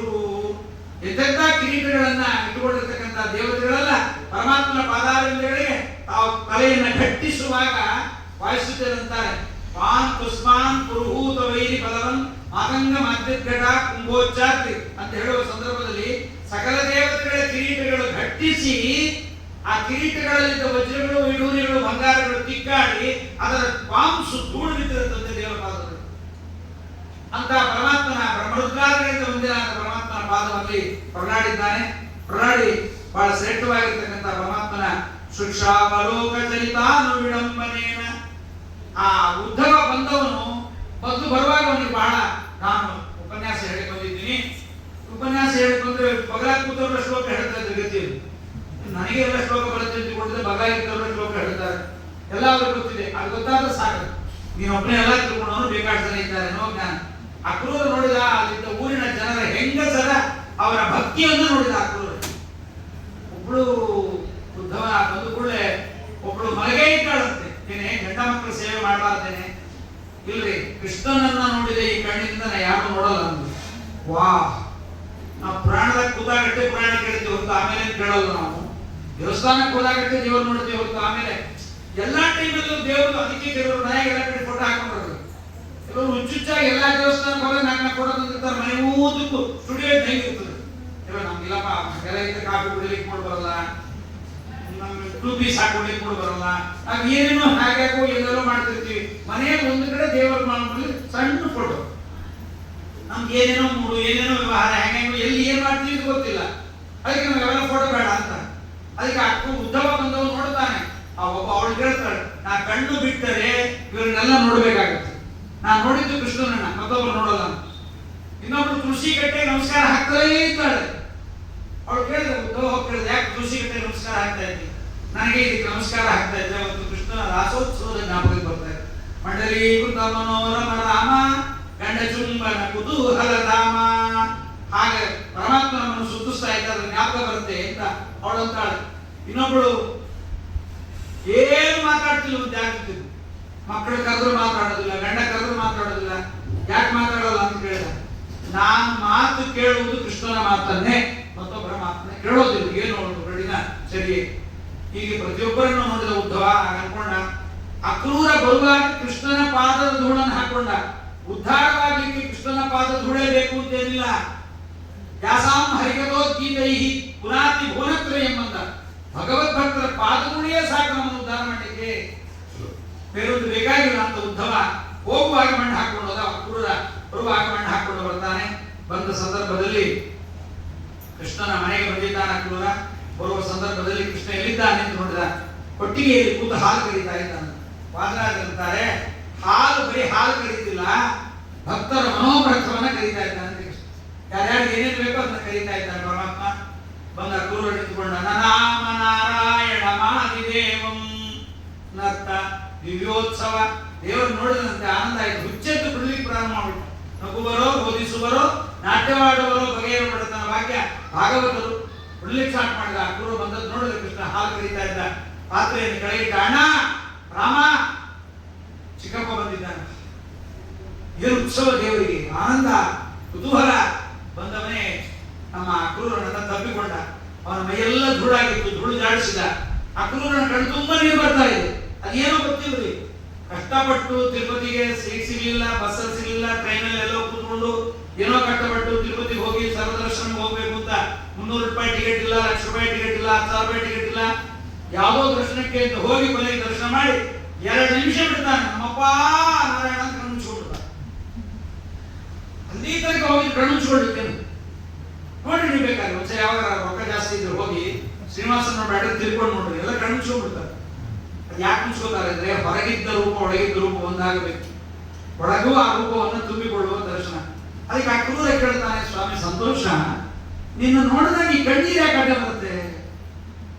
ಈ ಕಣ್ಣೀರು ಬಂದು ನಿನ್ನನ್ನು ಮಂಜು ಮಂಜಾಗಿ ಕಾಣಿಸುತ್ತೆ ಹೊರತು ಸರಳವಾಗಿ ನಿನ್ನ ಮಗ ಕಾಣಿಸಲ್ಲ. ಯಾಕೆ ಮಾಡ್ತೀನಿ? ನನ್ನ ತಪ್ಪಲ್ಲ. ನಿಮ್ಮ ಕಣ್ಣಲ್ಲಿ ಸೂರ್ಯಚಂದ್ರ ಇದ್ದಾರೆ. ಯಾವಾಗ ನನ್ನ ದರ್ಶನ ಆಗುತ್ತೆ ಅವ್ರಿಗೆ ಆನಂದ ಆಗುತ್ತೆ, ಕಣ್ಣಲ್ಲಿ ನೇತ್ರೇ ಜಲಂ ಗಾತ್ರರು ಹೇಷು ಹರ್ಷಃ. ಮೈಯೆಲ್ಲ ರೋಮಾಂಚನವಾಗುತ್ತೆ. ಯಾಕೆ ರೋಮಾಂಚನವಾಗುತ್ತೆ? ಓಂ ಅಂಗಾವಬದ್ಧಾಸ್ತು ಓಂ ಅಂತ. ಆವ ರಾಜೀವ ಲೋಚನ ಅಂಗಾವಬದ್ಧರು ಎಂದೆನಿಪ. ಪರಮಾತ್ಮನ ದೇಹದ ಅನೇಕ ರೋಮಕೂಪಗಳಿಂದ ದೇವತೆಗಳು ಹುಟ್ಟಿದ್ದಾರೆ. ಪರಮಾತ್ಮನ ದರ್ಶನ ಆದ ಕೂಡ ರೋಮಾಂಚನವೇ ಆಗೋದು. ಯಾಕೆ? ಅವರೆಲ್ಲ ಎದುರಿಸಿ ಬಿಡ್ತಾರಂತೆ, ಬಂದು ಬಂದು ಬಂದು ಅಂತ. ಹಾಗೆ ಪರಮಾತ್ಮನ ದರ್ಶನ ಆದ ಕೂಡ ಆಗುತ್ತೆ. ವಿದುರನು ಕೇಳ್ತಾನೆ, ಸ್ವಾಮಿ ಇವೆರಡು ನೀವು ಮಾಡಬಾರ್ದಾಯ್ತು, ಒಂದು ಕೋಳಿ ಮತ್ತೊಂದು ಕಣ್ಣೀರು. ವಿದುರನ ಮನೆಗೆ ರಾತ್ರಿ ಬಂದಿರ್ತಾನೆ ನಮ್ಮ ಕೃಷ್ಣ. ಬಂದಾಗ ಕೋಳಿ ಕೂಗಿ ಬಿಡುತ್ತೆ. ದರಿದ್ರ ಕೋಳಿ ಕೂಗಿ ಬಿಡ್ತು ನೋಡಿ, ಬೆಳಗಾಗೋಯ್ತು, ಬೈತಾನೆ. ವಿದುರ ಬೈತಾನ, ಕೋಳಿ ದರಿದ್ರ ಸೃಷ್ಟಿ ಮಾಡಿ, ಟೈಮ್ ಸೃಷ್ಟಿ ಮಾಡಿ, ಟೈಮ್ ತೋರಿಸುತ್ತದು ಅಂತ. ಹೀಗೆ ಉದ್ಧವ ಬಂದಿದ್ದಾನೆ, ಅಕ್ರೂರ ಬಂದಿದ್ದಾನೆ. ಪರಮಾತ್ಮ ನೋಡಿ ಆನಂದವಾಗಿದೆ. ಅಕ್ರೂರ ಬಲರಾಮ ಇಬ್ಬರು ಕಾಲು ತೊಳೆದಿದ್ದಾರೆ, ಒಳ ಕರ್ಕೊಂಡ್ ಬಂದಿದ್ದಾರೆ. ಕರ್ಕೊಂಡ್ಬಂದು ಬಂದವರನ್ನ ಪ್ರಶ್ನೆ ಮಾಡ್ಬೇಕು. ಏನಂತ ಪ್ರಶ್ನೆ ಮಾಡ್ಬೇಕು? ನಾವು ಬರೋ ಕಾಲಕ್ಕೆ ಕೇಳ್ಕೊಂಡು ಬರ್ತೀವಿ, ರಿಟರ್ನ್ ಟಿಕೆಟ್ ಮಾಡಿಸ್ಕೊಂಡಿಲ್ಲ. ನಾವು ಫಸ್ಟ್ ಕ್ವಶನ್ ಮಾಡಿದೆ ಹಾಗೆ, ಯಾವಾಗ ಬರ್ತೀರಿ ಅಂತ ತಿಳ್ಕೊಂಡು, ಯಾವಾಗ ಹೋಗ್ತೀರಿ? ಬರ್ಲಿರಿ. ಅವ್ರು ಬರ್ಲಿ, 8 ದಿವಸ ಇರ್ತಾರೆ, ಮನೆ ಗುಡ್ಡ ಹೊಡ್ಕೊಂಡಿರ್ತಾರ. ಏನಿಲ್ಲ, ಬಂದವ್ರಿಗೆ ಸುಮ್ಮನೆ ಇರ್ಬೇಕು ಬೇಡ.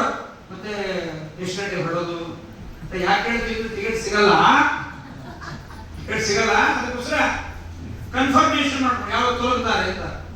ಅದಕ್ಕೆ ಬಂದವ್ರನ್ನ ಏನ್ ಪ್ರಶ್ನೆ ಮಾಡ್ಬೇಕು? ನಮ್ಮ ಕೃಷ್ಣ ಪ್ರಶ್ನೆ ಮಾಡ್ತಾನೆ ನೋಡ್ರಿ. ಕ್ಷೇಮ ಕಿಂ ಕೇಳ್ತಾನೆ. ಕ್ಷೇಮ ಕಿಂ ಪವನ ಪಿತಾ ಚ ಕುಶಲೀ ಸ್ವಾಧ್ಯಾಯ ತೀರ್ಥಾಪ್ನುತಿ. ಅಕ್ರೂರನನ್ನು ಒಂದೊಂದೇ ಕೇಳ್ತಾನೆ, ಕ್ಷೇಮವಾಗಿದ್ದೀಯಾ ಅಂತಾನೆ. ನಿಮ್ಮ ಅಪ್ಪ ಹೇಗಿದ್ದಾರೆ, ನಿಮ್ಮಮ್ಮ ಹೇಗಿದ್ದಾರೆ, ಒಬ್ಬೊಬ್ಬರು ಹೇಗಿದ್ದಾರೆ, ಎಲ್ಲರ ಬಗ್ಗೆ ಹೇಳೋದು ಕೇಳ್ತಾನೆ. ಕ್ಷೇಮ ಅಂತ ಯಾವ್ದಕ್ಕಂತಾರೆ ಅಂದ್ರೆ ಬಂದದ್ದು ಏನೂ ಆಗದಂತೆ ಉಳಿದರೆ ಅದು ಕ್ಷೇಮ, ಬರದೇ ಇದ್ದದ್ದು ಬಂದರೆ ಅದು ಶ್ರೇಷ್ಠವಾಗಿರ್ತಕ್ಕಂಥ ಯೋಗ. ಅಂದ್ರೆ ಯೋಗ ಕ್ಷೇಮ ಇವೆರಡು ಯಾತಕ್ಕೆ ಬರೀತಾರೆ ಅಂತಂದ್ರೆ ಬಹಳ ಚೆನ್ನಾಗಿ ಹೇಳ್ತಾರೆ. ನಿಮ್ಮ ಮನೆಯಲ್ಲಿ 42 ಇಂಚಿನ ಟಿವಿ ಇರಲಿಲ್ಲ, ಅದು ಬಂದಿದ್ದರೆ ಯೋಗ. ಬಂದ ಟಿವಿ ಕೆಡದೇ ಇದ್ದರೆ ಅದು ಶ್ರೇಷ್ಠವಾಗಿರ್ತಕ್ಕಂಥ ಕ್ಷೇಮ.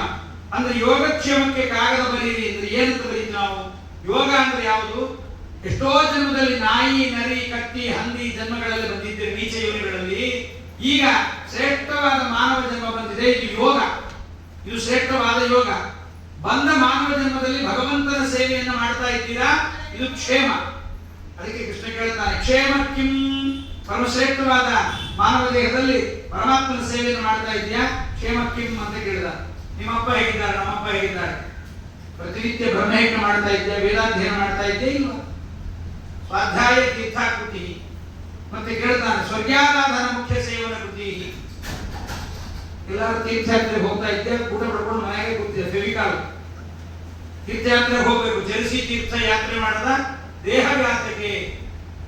ಚರಿಸಿ ತೀರ್ಥಯಾತ್ರೆ ಮಾಡ್ಬೇಕು, ಮನೇಲಿ ಅವಾಗ ಯಾತ್ರೆ ಮಾಡ್ಬೇಕು, ಕೈವಲ್ಯ ಮನೆಗೆ ನಮ್ಮಂತ ತೀರ್ಥಯಾತ್ರೆ ಮಾಡೋದ್ರಿಂದ ಮನೆ ಕಡೆಗೆ ವೈರಾಗ್ಯ ಬಂದು ಸಂಸಾರವನ್ನು ನೋಡಿ ಅನೇಕ ಜನ ಸಜ್ಜನರ ದರ್ಶನವಾಗುತ್ತೆ.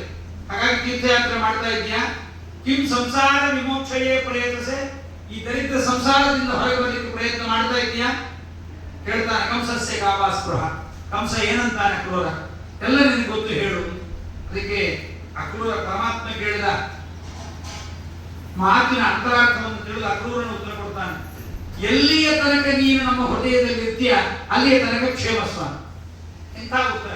ಕ್ಷೇಮಸ್ತಾವದನಂತ ಹೃತ್ಸರಸಿದೆ ಯಾವತ್ ಭವಾನ್ ವರ್ತತೆ ಸ್ವೀಯ ಕ್ಲೇಶವನಾನಲೇ ತ್ವಯಿಸತಿ ಕ್ಲೇಶಕ್ರಸ್ತೋಸ್ತವ. ನಿನಗೆ ನಿಮ್ಮ ಅಪ್ಪನಿಗೆ ಎಲ್ಲಿ ದುಃಖ, ನಿನ್ನಂತ ಸಂಸಾರದ ದುಃಖವನ್ನು ಪರಿಹಾರ ಮಾಡುವ ನಿನ್ನಂತ ಮಗ ಇರೋ ಕಾಲಕ್ಕೆ ನಿಮ್ಮ ಅಪ್ಪನಿಗೆ ಯಾಕೆ ದುಃಖ? ಆದರೆ ಕಿಂತು ತತ್ಪಿತೃತಾಪವಾದ ಜನಿತಂ, ವಸುದೇವನಿಗೆ ಒಂದು ಕೆಟ್ಟ ಬುದ್ಧಿ ಇತ್ತಂತೆ. ಯಾರನ್ನ ನೋಡಿದ್ರು ನಾನು ಕೃಷ್ಣನಪ್ಪ ಕೃಷ್ಣನಪ್ಪ ಅಂತ ಹೇಳುದು, ಅದರಿಂದಲೇ ಅವನಿಗೆ ಬಂಧನ ಆಗಿರುತ್ತೆ. ನೋಡಿ ಹೇಳ್ತಾನೆ, ಕೆಲವು ಕಡೆ ಎಲ್ಲ ಹೇಳ್ಕೋಬಾರದು, ನಾವು ಸ್ವಾಮಿಗಳು ತುಂಬಾ ಬೇಕಾಗ ಸ್ವಾಮಿಗಳು ಇವ್ರಿಗೆ ವಿರೋಧ ಇದ್ರೆ ಅವ್ರು ಬೇರೆ ಬೇಡ ಸ್ವಾಮಿಗಳು, ಇವ್ರು ಬೇರೆ ಬೇಡ ಸ್ವಾಮಿಗಳು, ಅವ್ರ ಹತ್ರ ಹೋಗಿ ನಮ್ಮ ಸ್ವಾಮಿಗಳು ಅಂತೀವಿ ನಾವು ಹೇಳೋಣ, ಯಾರು ಸುಮ್ಮನೆ ಇರಬೇಕು ಬೇಡ. ಅದಕ್ಕೆ ಹೇಳ್ತಾರೆ, ಕಿಂತು ಪಿತೃತಾಪವಾದ ಜನಿತಂ ತತ್ಶೃಂಖಲಾ ಬಂಧನಂ. ನಿಮ್ಮ ಅಪ್ಪನಿಗೆ ಯಾಕಿದು ಬಂಧನ ಅಂದ್ರೆ ನಾನು ದೇವರಿಗೆ ಅಪ್ಪ ಅಂತ ಕೊಟ್ಟಿದ್ದಾನೆ ಅಜ್ಞಾನದಿಂದ. ಆದ್ರಿಂದ ನೀ ಕೇಳಿದ ಸ್ವಾಮಿ, ತೀರ್ಥಯಾತ್ರೆ ಮಾಡಿದ್ದೀನಿ, ನನಗೆ ತೀರ್ಥಯಾತ್ರೆ ಮಾಡ್ಬೇಕಾದ ಕಷ್ಟ ಇಲ್ಲ. ಕೋಡ್ಬಳೆ, ಚಕ್ಲಿ, ನಿಪ್ಪಟ್ಟು, ಉಂಡೆ, ಸೋನ್ ಪಾಪಡಿ ಅದು ಇದು ಮಾಡ್ಕೊಂಡು ಇಟ್ಕೊಂಡು ಹೋಗ್ಬೇಕಾದ ಅವಶ್ಯಕತೆ ಇಲ್ಲ. ಯಾಕೆಂದ್ರೆ ಇವತ್ತು ಬರುವಾಗ ಎಲ್ಲ ತೀರ್ಥಯಾತ್ರೆ ಆಗೋಯ್ತು ಸ್ವಾಮಿ, ಎಲ್ಲ ತೀರ್ಥಗಳಲ್ಲೂ ಸ್ನಾನ ಮಾಡೋದು. ತೀರ್ಥಂ ಸೇವಿತಮೇವ ಯತ್ಪದ ರಜೋ ದೃಷ್ಟಂ ಸುರಾ ಸೇವಿತಾಃ ಅಂತಾನೆ ಅಕ್ರೂರ. ಸ್ವಾಮಿ ದಾರಿಯಲ್ಲಿ ಬರುವಾಗ ನಿನ್ನ ಪಾದದ ಶ್ರೇಷ್ಠವಾದ ಧೂಳಿಯಲ್ಲಿ ಹೊರಡಾಡಿಬಿಟ್ಟೆ ನಾನು. ಆ ಪಾದದ ಧೂಳಿಯಲ್ಲಿ ಹೊರಡಾಡಿದ್ರಿಂದ ನಿನ್ನ ಪಾದದಲ್ಲಿ ಸಕಲ ತೀರ್ಥಗಳುಂಟು, ತೀರ್ಥಾದಿಗಳು ನಿನ್ನ ಪಾದದಲ್ಲಿ ಉಂಟಯ್ಯ, ಅರ್ಥಾತ್ ಜಯ ವಿಠಲರೇಯ, ಈ ನಿನ್ನ ಪಾದ ಬಿಡನೆಯ ಅಂತಾರೆ. ಸಕಲ ತೀರ್ಥಗಳ ಸಂವಿಧಾನ ಪರಮಾತ್ಮನ ಪಾದಗಳು. ತೀರ್ಥಂ ಸೇವಿತಮೇವ ಯತ್ಪದ ರಜೋ ಜುಟಂ ಸುರಾ ಸತ್ಕೃತಾಃ. ಸಕಲ ದೇವತೆಗಳನ್ನು ನಾನು ಸತ್ಕಾರ ಮಾಡಿದ್ದೀನಿ. ಎಲ್ಲಿ ಮಾಡಿದ್ವು? ನಾ ಬಂದು ಕೂಡಲೇ ನನ್ನ ನಾಲಿಂಗನ ಮಾಡಿಕೊಡಲ್ಲ. ಏನ ಲಿಂಗಿತವಾನಹಂ ತವ ವಪುಶ್ಚಿನಾಚ ಪುಣ್ಯಕ್ರಿಯಾ. ನಿನ್ನ ನಾಲಿಂಗನ ಮಾಡಿಕೊಂಡ್ಬಿಟ್ಟೆ, ಎಲ್ಲ ತೀರ್ಥಗಳು ಎಲ್ಲ ದೇವತೆಗಳ ಸೇವೆ ಮಾಡಿದ್ದಾಯ್ತು, ಜೊತೆಗೆ ನಿನ್ನ ನೋಡ್ಬಿಟ್ಟಲ್ಲ ಎಲ್ಲ ತೀರ್ಥಯಾತ್ರೆ ಮಾಡಿದಂತಾಯ್ತು. ಸ್ವಾಮಿ ನಿನ್ನ ನೋಡಿದ್ರಿಂದ ಎಲ್ಲ ಆಯ್ತು ಅಂತ ಅಕ್ರೂರ ಅಂತಾನೆ. ಆದ್ರೆ ನೀನು ಬರಬೇಕಾದದ್ದು ಶಿವಧನುರು ಯಾಗಕ್ಕೆ ಇಟ್ಟಿದ್ದಾನೆ, ನೀ ಬರಬೇಕು. ಕಂಸ ಏನ್ ಮಾಡ್ತಾ ಇದ್ದಾನೆ ಅಂತ ಹೇಳಿದಲ್ಲ, ವೀಸಾ ಪಾಸ್ಪೋರ್ಟ್ ಎಲ್ಲ ತಗೊಂಡಿದ್ದಾನೆ, ಕೂತಿದ್ದಾನೆ, ಫ್ಲೈಟ್ಗಾಗಿ ಕಾದಿದ್ದಾನೆ. ಅವನ ಬೆಳಗ್ಗೆ ನೀನು ಬರಬೇಕು, ಕಂಸನಿಗೆ ಫ್ಲೈಟ್ ನೀನೇ ನಿಂತು ಓಡಿಸಬೇಕು ಅಂತ ಅಕ್ರೂರ ಹೀಗೆ ಪರಮಾತ್ಮನ ಬಗ್ಗೆ ಪ್ರಾರ್ಥನೆ ಮಾಡಿದ್ದಾನೆ. ಹೀಗೆ ಅಕ್ರೂರ ಬಂದಿದ್ದಾನೆ, ಕೃಷ್ಣ ಹೊರಡುತ್ತಾನೆ ಅನ್ನೋ ಸಮಾಚಾರ ಕರ್ಣಾಕರ್ಣಿಯಾಗಿ ಊರಿನ ಎಲ್ಲರಿಗೂ ತಲುಪಿಬಿಟ್ಟಿದೆ. ಎಲ್ಲರೂ ಬಂದಿದ್ದಾರೆ, ರಥ ಬಂದಿದೆ, ಈಗೋ ಬಾಗಿಲ ಮುಂದೆ ಈಗ ರಥವ ಕಂಡೆ. ಹಿಂದಿನ ಕಾಲದಲ್ಲಿ ಎಲ್ಲಾದ್ರೂ ಕಾರ್ ಬಂದ್ರೆ ಯಾವ್ದು ಹೊಸ ಚಪ್ಪಲಿ ಕಂಡ್ರೆ ಸಾಕು, ಅದನ್ನ ನೀನೇ ನೋಡ್ತಾ ಇರ್ತಾರೆ. ಚಪ್ಪಲಿನೇ ಯಾರು ಬಂದ್ಯಾಗ ಹೊರಗೆ ಬರೋದೇ ಎತ್ತೋದು, ಚಪ್ಪಲಿ ಬಂದಿದೆ ಅದು ಹೊಸ, ಎರಡೇ ಜೊತೆ ಚಪ್ಪಲಿ ಇರ್ತಿತ್ತು, ಮೂರನೇದು ನಾಲ್ಕನೇದು ಐದನೇದು ಚಪ್ಪಲಿ. ಎಂಥ ಕಣ್ಣು ದೃಷ್ಟಿ ಇದರಿಂದ ಇನ್ನೊಬ್ಬರ ಮೇಲೆ ಇನ್ನೊಬ್ರು ಯಾರೋ ಬಂದ್ರು ನೋಡೋದೇ ಕೆಲಸ.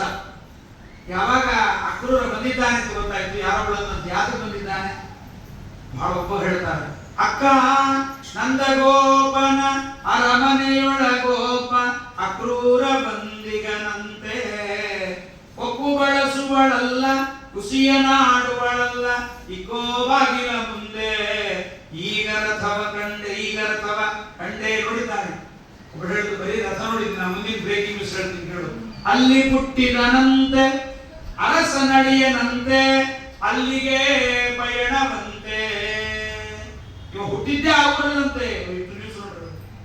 ಆಗ್ಲೇ ಅಲ್ಲಿವರೆಗೆ ಮೊಳೆ ಇಟ್ಕೊಂಡಿದ್ದೆ ಹೇಳಿಕಾಗಂಗೆ. ಅಲ್ಲಿ ಹುಟ್ಟಿದನಂತೆ ಸರಿ ಇರ್ಬೋದು, ಆದ್ರೆ ಅರಸ ನಡಿಯನಂತೆ ಇಲ್ಲಿಗೆ ಬಂದಿಗನಂತೆ. ಇನ್ನೊಬ್ಬಳು ದೃಷ್ಟಿಯಲ್ಲಿ ಗೊತ್ತು, ನಾನು ಹೇಳ್ತೀನಿ ಕೇಳು. ನದಿಯ ದಾಟಲಿಬೇಕು. ಅವರ ಪ್ರಪಂಚ ಎಲ್ಲಿಂದ್ರೆ ನದಿ ಈ ಕಡೆ ಹಾಕಲಿಕ್ಕೆ ಗೊತ್ತೇ ಇಲ್ಲ ಅವರಿಗೆ. ಅಷ್ಟು ಆ ಪ್ರಪಂಚದಲ್ಲಿ ಕೃಷ್ಣನ ಜೊತೆ ತಲೀನಾಗಿದ್ದಾರೆ. ನದಿಯ ದಾಟಲಿಬೇಕಂತೆ ಏನಂಬೆ ಉದಯದಿ ಪಯಣವಂತೆ. ಬೆಳಗ್ಗೆ ಹೊರಟು ಬಿಡ್ತಾನಂತೆ ಪರಮಾತ್ಮ, ಬರೋದಿರುವಂತೆ. ಅವನು ಅಲ್ಲೇ ಇದ್ದಾನಂತೆ. ಬೀದಿ ಶೃಂಗಾರವಂತೆ ನಿಲ್ಲದೆ ತಾಯಿ ತಂದೆಯರ ಕಾಲಿಗೆ ನಿಗಡವಂತೆ. ಅಲ್ಲಿ ಅಪ್ಪ ಅಮ್ಮ ಇದ್ದಾರಂತೆ, ಬಂಧನ ಮಾಡಿದ್ದಾನಂತೆ ಕಂಸ.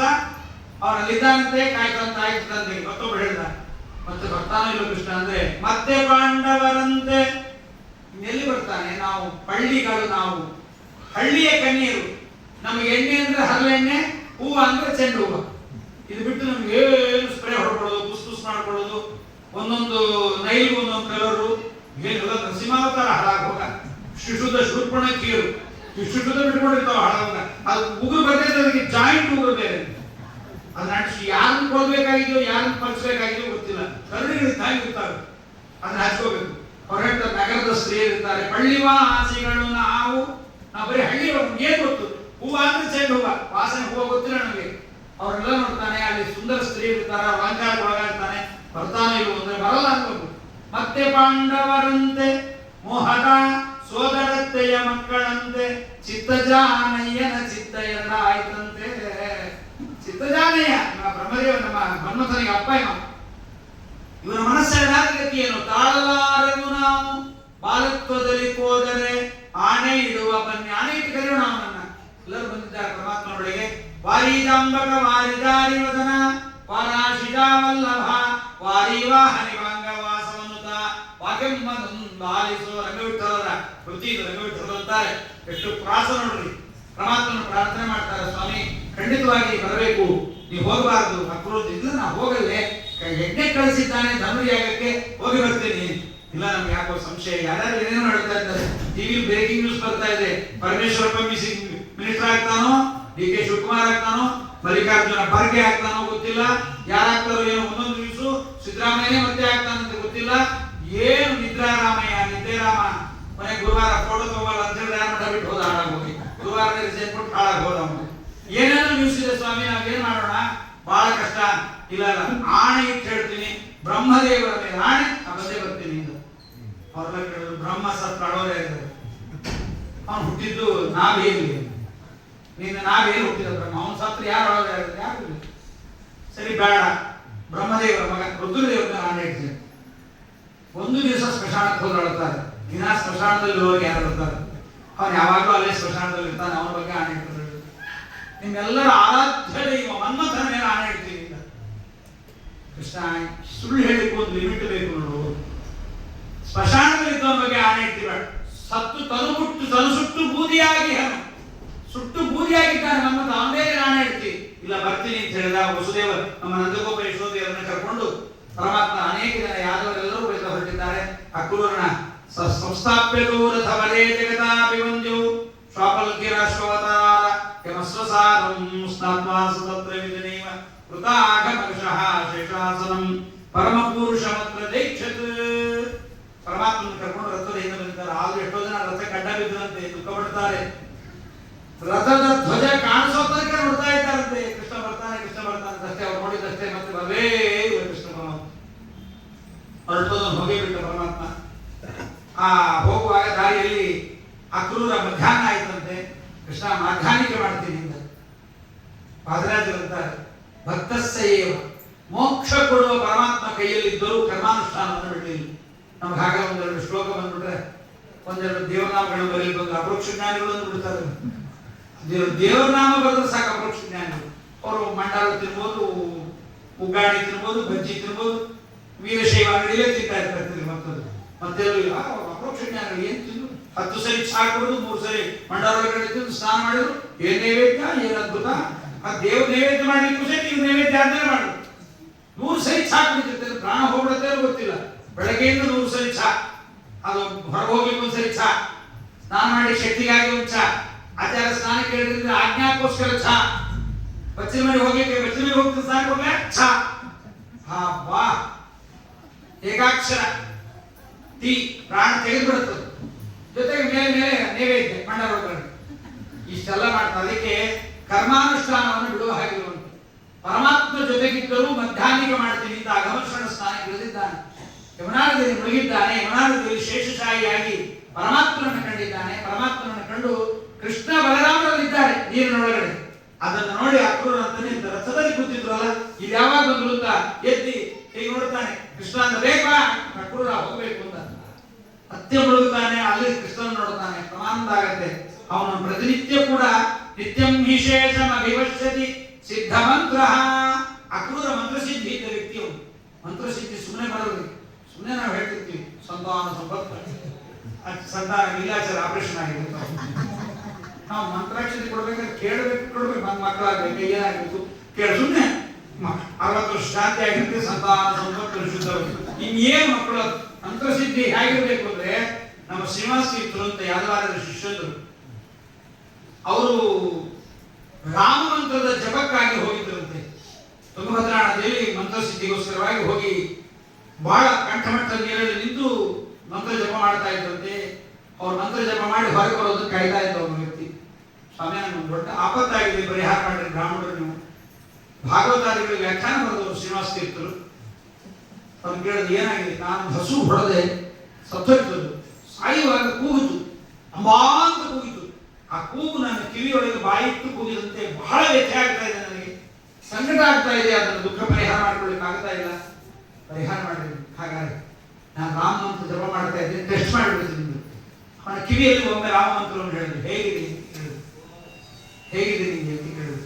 ಸ್ವಾಮಿ, ಬಾಯಲ್ಲಿ ಕಿವಿ ಇಟ್ಟು ಹೇಳ್ತಾ ಇದ್ದಂತೆ ಕೇಳಿಸ್ತಾ ಇದ್ದದ್ದು, ಸ್ವಲ್ಪ 10 ಅಡಿ ದೂರದಲ್ಲಿ ಕೂಗ್ತಾ ಇದ್ದಂಗಿದೆ. ಮತ್ತಿನ್ನೊಂದ್ಸರಿ ಹೇಳ್ತೀನಿ, ಇವಾಗ ಹೇಗೆ ಸ್ವಾಮಿ? ಇನ್ನೊಂದು ಸ್ವಲ್ಪ ಒಂದು 400-500 ಅಡಿ ದೂರದಲ್ಲಿ ಕೂಗದಂಗೆ ಕೇಳಿಸ್ತಾ ಇದೆ ಅಂದ್ರು. ಸರಿ, ಇಷ್ಟೇ ಹೋಗು ಅಂತ ಮನೆಗೆ ಬಂದ್ರು. ಒಂದು ಯಾದವಾರ ಹತ್ರ ಹೇಳ್ತಾರೆ, ಸ್ವಾಮಿ ಹೀಗೊಂದು ಆಯ್ತು ಇವತ್ತು ಹೊರದ್ರು. ಒಂದು ಗೋವಧೆಯನ್ನ ಕಳೀಲಿಕ್ಕೆ 10 ಸರಿ ಹೇಳಬೇಕ ರಾಮ ಮಂತ್ರ, ನಿನಗೆ ಮಂತ್ರಸಿದ್ಧಿ ಆಗಿದೆ ಅಂದ್ರು. ನಮ್ಮ ಹಿಂದಿನವರ ಮಂತ್ರಸಿದ್ಧಿ ಅಂತ ಆಗಿರ್ತಿತ್ತು. ಮಂತ್ರಸಿದ್ಧಿ ಅಲ್ರಿ, ಪುಸ್ತಕದ ಹೆಸರು ಹೇಳಿಕೆ ಎಷ್ಟು ಮಡಿ ಇರ್ತಿತ್ತು ಅಂದ್ರೆ, ಒಬ್ಬ ಹುಡುಗ ಹೊರಗಡೆ ಆಟ ಆಡ್ತಾ ಇದ್ದ. ಆಟ ಆಡ್ತಾ ಇರ್ಬೇಕಾದ್ರೆ ಯಾರೋ ಒಂದು ಕೇಳಿದ್ರು, ಏನಪ್ಪ ಏನು ಓದ್ತಾ ಇದ್ದಿ ಅಂತ ಕೇಳಿದ್ರು. ಬಂದೆ ತಡಿಯಿಂದ ದಪ್ಪದ ಭಾವೆ ಬಿಟ್ಬಿಟ್ಟು ಹೋಗಿ, ನೀವು ಕೇಳಿ ತಪ್ಪಾಯ್ತು, ಏನೋ ಭಾವೆ ಬಿಟ್ಬಿಟ್ಟು ಮಡಿಮಡಿಯಲ್ಲಿ ಬಂದು ಕೈ ಮುಕ್ಕೊಂಡು ಸುಮಧ್ವಿಜಯ ಅಂತ. ಸುಮಧ್ವಿಜಯ ಅಂತ ಹೆಸರು ಹೇಳಲಿಕ್ಕೆ ಸ್ನಾನ ಮಾಡಿ ಬಂದ. ಅದಕ್ಕೆ ಸಿದ್ಧಿ ಇರ್ತಿತ್ತು. ಸುಮಧ್ವಿಜಯ ಶ್ಲೋಕ ಹೇಳಿದ್ರೆ ಇವತ್ತಿಗೂ ಸುಮಧ್ವಿಜಯ ಪ್ರತಿಯೊಂದು ಸರ್ಗಗಳಲ್ಲೂ ಕೂಡ ನಮ್ಮ ಅನೇಕ ಅಭೀಷ್ಟಗಳಿಗೆ ಪೂರ್ಣ ಮಾಡುವ ಶ್ಲೋಕಗಳು ಸುಮಧ್ವಿಜಯದ ತುಂಬಾ ಇದೆ. ನಿಮ್ಮ ಮಕ್ಕಳು ಅಳ್ತಾ ಇದ್ರ, ಮಧ್ವಾಚಾರ್ಯ ಹುರುಳಿಯನ್ನು ತಿಂದು ಅರಗಿಸಿಕೊಂಡ ಕಥೆಯನ್ನು ಹೇಳಿ ಹೊಟ್ಟೆ ಮೇಲೆ ಕೈಯಾಡಿಸಿ ಇವತ್ತಿಗೂ ಮಕ್ಕಳು ಆರಾಮಾಗ್ತಾರೆ. ನಿಮಗೆ ತಲೆನೋವಿದ್ಯಾ, ಮೈಗ್ರೇನ್ ಇದೆಯಾ? ಶ್ರೀಮದ್ ಆಚಾರ್ಯ ಹೇಳಿದ ಸರ್ವಮೂಲವನ್ನು ಒಮ್ಮೆ ಕಿವಿಯಿಂದ ಶ್ರವಣ ಮಾಡ್ರಿ. ಯಾರ್ಯಾರೋ ಬಳಿ ಹೋಗ್ತೀರಿ, ಎಲ್ಲೆಲ್ಲೋ ಕನ್ಸಲ್ಟಿಂಗ್ ತಗೋತೀರಿ, ಸಾವಿರಾರು ರೂಪಾಯಿ ಬಿಡ್ತೀರಿ. ಮೈಗ್ರೇನ್ ಮೈಗ್ರೇನ್ ಮೈಗ್ರೇನ್, ಅರ್ಧ ತಲೆ ಸೂಲಿ. ಶ್ರೀಮದಾಚಾರ್ಯ ಸ್ತೋತ್ರ ಕೇಳ್ರಿ, ಶ್ರೀಮದಾಚಾರ್ಯ ಸುಮಧ್ವಿಜಯ ಕೇಳ್ರಿ. ಯಾಕೆ? ವಾಸುದೇವ ಅನ್ನತಕ್ಕಂಥವನಿಗೆ, ಆ ಗುರುಗಳ ಮಗನಿಗೆ ವಾಸುದೇವನಿಗೆ ತಾವೇ ಆಚಾರ್ಯರು ಕಿವಿಯಲ್ಲಿ ಮಂತ್ರವನ್ನು ಹೇಳಿ ಅವನ ತಲೆಸೂಲಿಯನ್ನು ಕಡಿಮೆ ಮಾಡಿದ್ದಾರೆ. ಈಗ ಅನೇಕ ಹುಟ್ಟಿದ್ದಾಗಿಲ್ವಾ, 5 ಹೋಳಿಗೆ ತಿಂದುಬಿಟ್ರ, ಅಂಗುಷ್ಟಮಾತ್ರಂ ಜಠರೆ ಪ್ರತಿಷ್ಠಿತಂ ಜಾಜ್ವಲ್ಯಮಾನಂ ಮಮಜಾತ ವೇದಸಂ. ಅದನ್ನ ಹೇಳಿ ಪ್ರತಿಯೊಂದಕ್ಕೂ ಮಂತ್ರಗಳಿಗೂ ಇದೆ ನಮ್ಮಲ್ಲಿ. ಅಂತಾದಾಗಿ ಮಂತ್ರವೇತ್ತ ಅವನು ಶೇಷ. ನಮ್ಮ ಕ್ರೂರ ದೇವರು ನೋಡಿದ್ದಾನೆ, ಆನಂದ ಪಟ್ಟಿದ್ದಾನೆ. ಮನೆಗೆ ಬಂದಿದ್ದಾನೆ, ಮನೆಗೆ ಪರಮಾತ್ಮನ ಜೊತೆಗೆ ಬಂದಿದ್ದಾನೆ. ಬಂದ ಸಂದರ್ಭದಲ್ಲಿ ಆ ಶ್ರೇಷ್ಠವಾಗಿರ್ತಕ್ಕಂತಹ ಕೃಷ್ಣನನ್ನು ಕರೆದ, ಸ್ವಾಮಿ ನೀ ಬರಬೇಕು ನಮ್ಮ ಮನೆಗೆ ಅಂತ. ಇಲ್ಲ ಬರಲ್ಲ, ಕಂಸನ ವಧೆ ಮಾಡೇ ನಾ ಬರೋದು ಅಂತ ಪರಮಾತ್ಮ. ಹಾಗಾಗಿ ನನ್ನೊಂದು ಅನುಗ್ರಹ ಮಾಡುವಂತ. ಏನು? ಸಂಸಾರ ಸಾರ ಸಿಂಧೋ ಶ್ಲೋಕಗಳು ಬಹಳ ಚಂದ. ಸಂಸ್ಕೃತ ಅರ್ಥ ಆಗಲಿ ಬಿಡ್ಲಿ, ಆ ಶ್ಲೋಕ ಕಿವಿಗೆ ಬಿದ್ರೆ ಅಮ್ಮ ಅಂದ್ರೆ ಇದು ಇಂಗ್ಲಿಷ್ ಅಮ್ಮನೋ ಕನ್ನಡ ಅಮ್ಮನೋ ಯಾವ ಅಮ್ಮನೋ ಗೊತ್ತಿರುತ್ತೆ. ಅಮ್ಮ ಅಂದ್ರೆ ಆ ಮಾತಿಗೆ ತಾಯಿ ಹೋಗ್ಬಿಡುವಂತೆ. ವೇದವ್ಯಾಸ ದೇವರ ವಾದರಾಜರ ವಾಣಿಗಳು ಅಷ್ಟು ಸುಂದರ. ವಾದರಾಜರಂತಾರೆ, ಸಂಸಾರ ಸಾರ ಸಿಂಧೋ ಜನಿಮನ ಚರಣ ಆದ್ಯುರ್ನಿರ್ಬಾಧಿತಾನಾಂ ದಾರಾಗಾರಾದಿಭಾರಾಃ ಕಿಮಿಹ ಸುಖಕರಾಃ ಪ್ರೇಮ ಪಾಶೈರ್ಪವ ನಿಬದ್ಧಾಃ ಕೃಷ್ಣತ್ವಂ ನಾಮಕೋತಂ ಪ್ರದಿಶತದ ನಿಶಂ ಸತ್ವತಾಕಂ ಸಕೇತುಂ ರಮ್ಯಂ ಕರ್ಮಂದಿ ಗಮ್ಯಂ ಭವಜಲದಿ ಭವ ಸ್ವೇದ ವಿಚ್ಛೇದ ಹೇತುಂ. ಸ್ವಾಮಿ, ದಾಟಲಿಕ್ಕಾಗದೇ ಇರುವ ಸಮುದ್ರ, ಸಂಸಾರ ಸಮುದ್ರ, ಹೆಂಡತಿ ಮಕ್ಕಳು ಬಂಧುಗಳು ಬಾಂಧವರಿರತಕ್ಕಂಥ ಈ ಬಾಧೆಯ ಒಳಗಾಗಿದ್ದೀವಿ. ಅದನ್ನ ಅನುಗ್ರಹವನ್ನು ಮಾಡು ಅಂತ ಹೇಳ್ತಾ ಸ್ವಾಮಿ ಎಲ್ಲರೂ ಬೇಡ ಅಂತದ್ದು ನಾನು ಕೊಡು ಅಂತಾನೆ. ಕೃಷ್ಣ ಮಕ್ಕಳು ಎಲ್ಲರೂ ಬೇಡ ಅಂತಾರೆ. ಯಾವುದು? ಕಾಮ ಕ್ರೋಧ ಇವನ್ನೆಲ್ಲ ತೆಗೆದುಬಿಡು ಅಂತ ಹೇಳ್ತಾರೆ. ನಾನು ಹಾಗೆ ಹೇಳಲ್ಲ. ಕಾಮ ಕ್ರೋಧ ಲೋಭ ಮದ ಮಾತ್ಸರ್ಯ ಎಲ್ಲ ನನಗಿರಲಿ ಸ್ವಾಮಿಯಿಂದ. ಏನದು?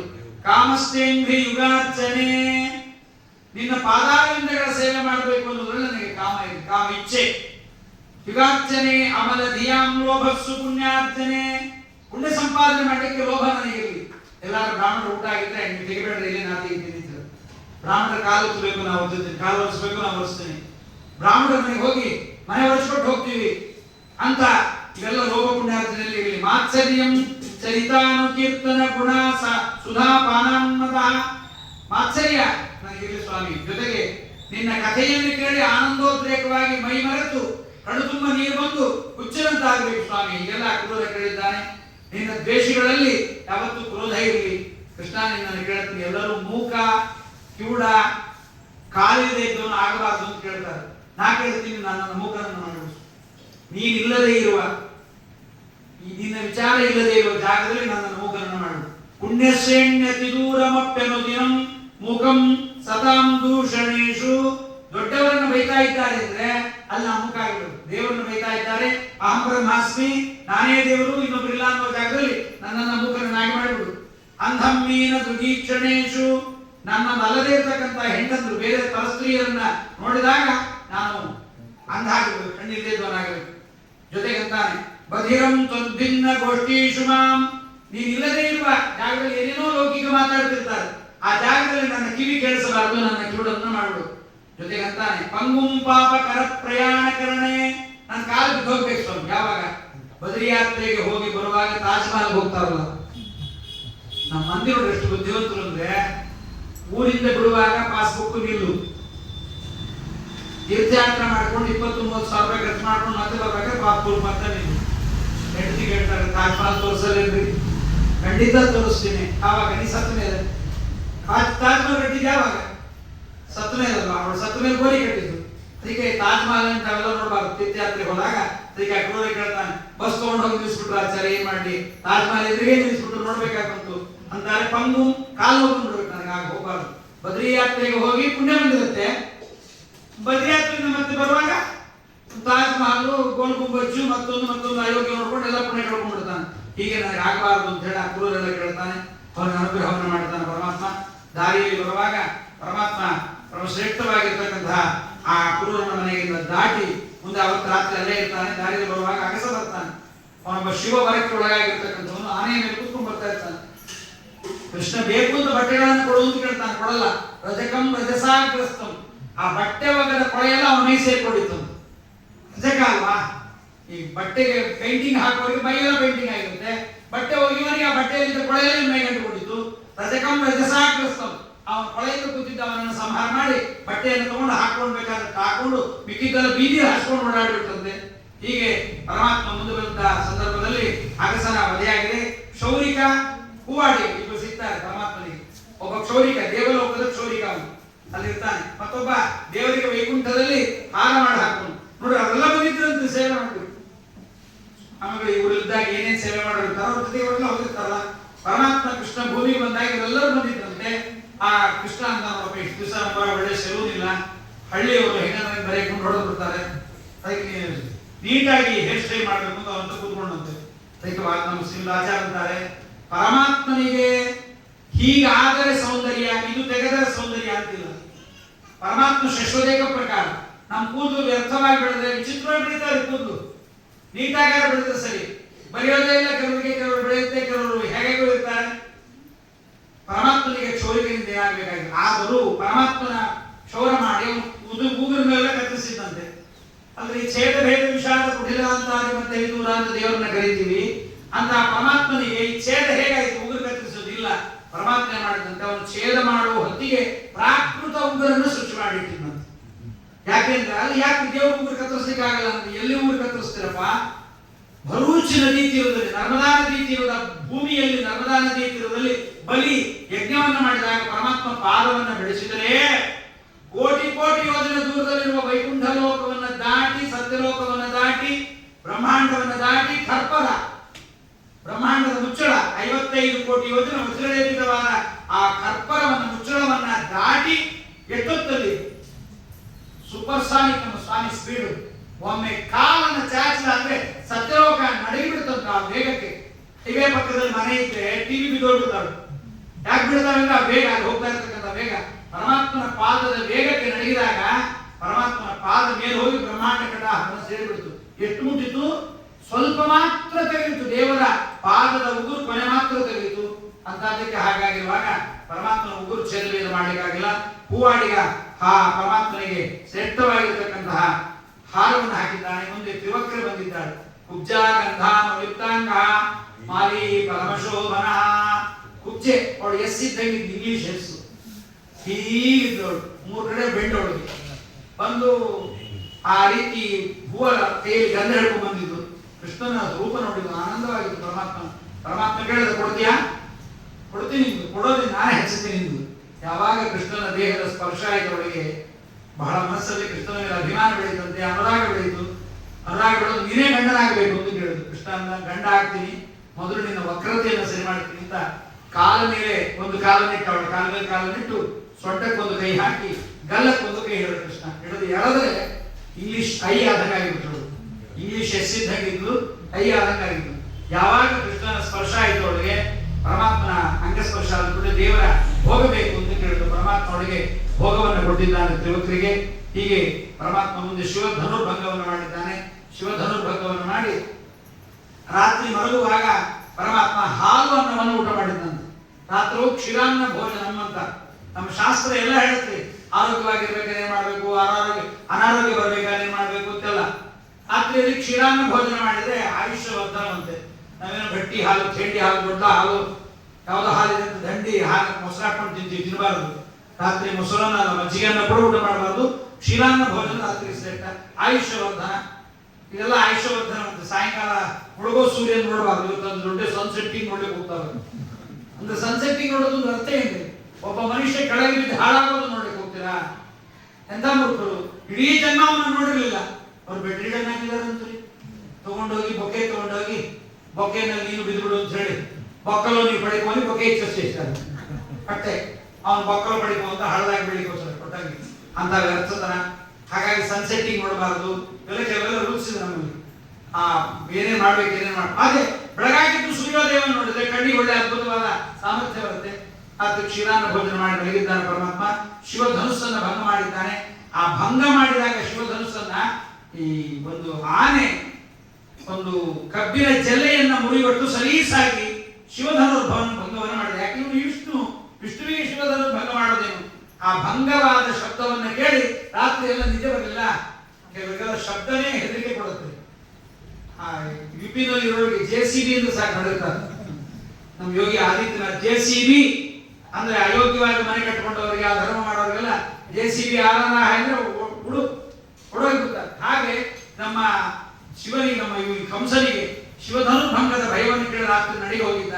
ಪರಮಾತ್ಮ ದಾರಿಯಲ್ಲಿ ಬರುವಾಗ ಚಾಣೂರ, ಮುಷ್ಟಿಕ, ಶಲ, ತೋಷಲ ಇವರೆಲ್ಲರನ್ನು ಸಹಿತ ಸಂಹಾರ ಮಾಡಿಕೊಂಡು ಅನೇಕ ಜನ ಸೈನಿಕರನ್ನು ಸಹಿತ ಸಂಹಾರ ಮಾಡಿ ಒಂದು ಆನೆಯನ್ನು ಇಟ್ಟಿದ್ದ. ಕುವಲಯ ಪೀಡ ಅಂತ. ವಲಯ ಅಂದ್ರೆ ಕೂ ಅಂದ್ರೆ ಭೂಮಿ, ಅದರ ವಲಯ ಅಂದ್ರೆ ಇಡೀ ಭೂಮಂಡಲ. ಭೂಮಂಡಲವನ್ನು ನಡೆಸುವಂತಹ ಆನೆ ನಮ್ಮ ಕಂಸನ ಬಳಿಯಲ್ಲಿತ್ತು. ಅದನ್ನು ಬಿಟ್ಟಿದ್ದಾನೆ. ಬಲರಾಮ ಕೃಷ್ಣರಿಬ್ಬರು ಆನೆಯ ಮತ್ತೆ ಹೊಟ್ಟೆ ಬೆಳೆಗೆ ಬಂದಿದ್ದಾರೆ. ಸಿಗ್ತಾ ಇಲ್ಲ, ಸೊಂಡಿಗೆ ಸಿಗ್ತಾ ಇಲ್ಲ, ಒದಿಲಿಗೆ ಸಿಗ್ತಾ ಇಲ್ಲ, ಅವನನ್ನು ಬಂಧನ ಮಾಡಿ ಸಿಗ್ತಾ ಇಲ್ಲ. ಬುದ್ಧಿ ಆನೆಯನ್ನ ಕೋಲೆಯ ಪೀಡವನ್ನ ಸಂಹಾರ ಮಾಡತಕ್ಕಂಥವನಾಗಿದ್ದಾನೆ ಪರಮಾತ್ಮ. ಮುಂದೆ ಚಾಣೂರ ಮುಷ್ಟಿಕರು, ಶರದೋಷರು ಬಂದಿದ್ದಾರೆ. ಅವರಿಬ್ಬರನ್ನು ಸಂಹಾರ ಮಾಡಿದ್ದಾನೆ. ಕಂಸನ ಸೈನ್ಯವನ್ನ ನಾಶ ಮಾಡಿದ್ದಾನೆ. ಇಷ್ಟ ಆಗೋಷ್ಟೊತ್ತಿಗೆ ಕಂಸ ಆಗ ಆಲ್ರೆಡಿ ಅವನು ಸುಸ್ತಾಗಿದ್ದ. ಇನ್ನೇನು ಡಯಾಲಿಸಿಸ್ ಆಗಿ, ಕಿಡ್ನಿ ಫೇಲ್ಯೂರ್ ಆಗಿ, ಕ್ಯಾನ್ಸರ್ ಬಂದು, ಆ ಕೊರೋನಾ ಅಟ್ಯಾಕ್ ಆಗಿ ಅವನು ಇರ್ತೀಯ ಅಂತ ಕೇಳಿದ್ರೆ ನಾನು ಇದೇನು ಮಾಡಲಿ ಅಂತ ರಾತ್ರಿಯೆಲ್ಲ ನಡೆದು ಹೋಗಿದ್ದ ಕಂಸ, ಎಲ್ಲ ನಡೆದು ಹೋಗಿದ್ದ. ವಿಶೇಷತೋ ವಿನಿಹತೆ ಸ್ವಬಲೇ ಸ ಕಂಸಃ ಚರ್ಮಾಸಿ ಪಾಣಿರಭಿಯಾತುನಿಯೇ ಚಕೃತಂ. ಗದಾ ಚರ್ಮ ಖಡ್ಗ ಹಿಡ್ಕೊಂಡು ಬಂದ ಪರಮಾತ್ಮ ಅದನ್ನೆಲ್ಲ ಬಿಡಿಸಾಕಿದ್ದಾನೆ. ಸಂಚಾಲಿತೇನ ಮುಕುಟೇನ ವಿಕುಂಡಲೇನ. ಕೃಷ್ಣ ಬಂದು ಯುದ್ಧ ಮಾಡಿ, ಪುಟ್ಟ ಕೃಷ್ಣ ಎತ್ತರದ ಕಂಸ ಪರಮಾತ್ಮನ ಜೊತೆ ಯುದ್ಧ ಮಾಡ್ತಾವನ.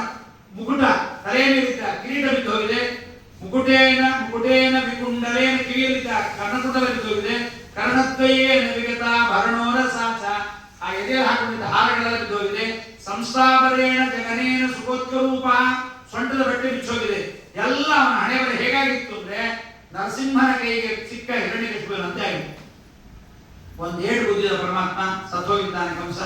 ಕಂಸ ಸತ್ತು ಕೂಡಲೇ ಪರಮಾತ್ಮ ಆ ಉಗ್ರಸೇನ ರಾಜನಿಗೆ, ಅವನ ಹೆಂಡತಿ ಪದ್ಮಾವತಿಗೆ ಇಬ್ಬರಿಗೂ ಸಹಿತ ಆನಂದವನ್ನು ಕೊಟ್ಟು ಅವನು ಉಗ್ರಸೇನ ಮತ್ತು ಪದ್ಮಾವತಿಯನ್ನು ನಿಗಡ ಬಂಧನದಿಂದ ಬಿಡಿಸಿದ್ದಾರೆ.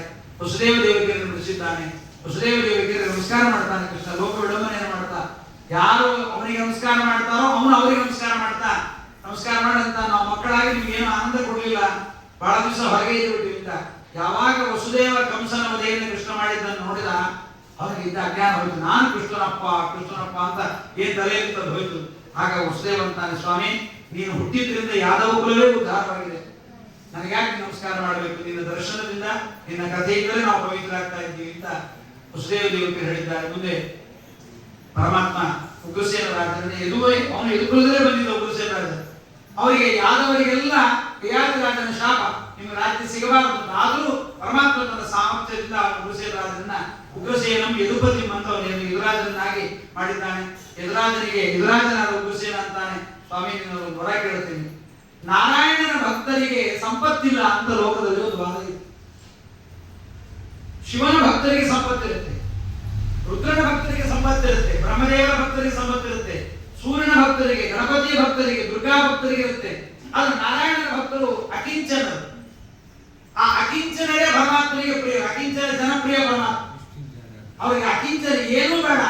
ಅದಕ್ಕೆ ನೋಡ್ರಿ ಮಾತುಗಳನ್ನ ಹೇಗಿರ್ತಾರೆ, ಸುಣ್ಣು ಮಡಪಂಚೆ ಎಂತ ಮಗಟೇ ಇರ್ತವ್ರಿ ಮನೆಯಾಗ, ಹಾಳಾಗಿ ಉಟ್ಕೊಂಡ್ಬರ್ಬಾರ್ದ, ಒಳ್ಳೆ ಬಟ್ಟೆ ಇರುತ್ತೆ ಉಟ್ಕೋಬಾರ್ದ, ಇಲ್ಲ 2 ಪೀಸ್.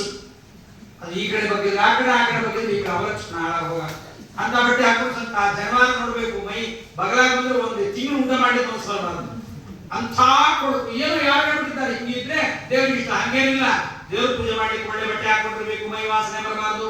ಅದಕ್ಕೆ ನಾವು ಇದನ್ನ ಹೇಳ್ತೀವಿ, ವಾಯ ಹಿತರ್ಷತೆ, ಅದು ಕೆಟ್ಟ ವಾಸನೆ ದೋಷದ ಪರಿಹಾರಕ್ಕಾಗಿ ಶ್ಲೋಕಗಳನ್ನು ಹೇಳ್ತೇವೆ. ಅದು ದೇವ್ರ ಪೂಜೆಗೆ ಸ್ಪೆಷಲ್ ಕೊಳಕ್ ಪೂಜೆ ಪೀತಾಂಬರ ಹಾಳಾಗೋಗ.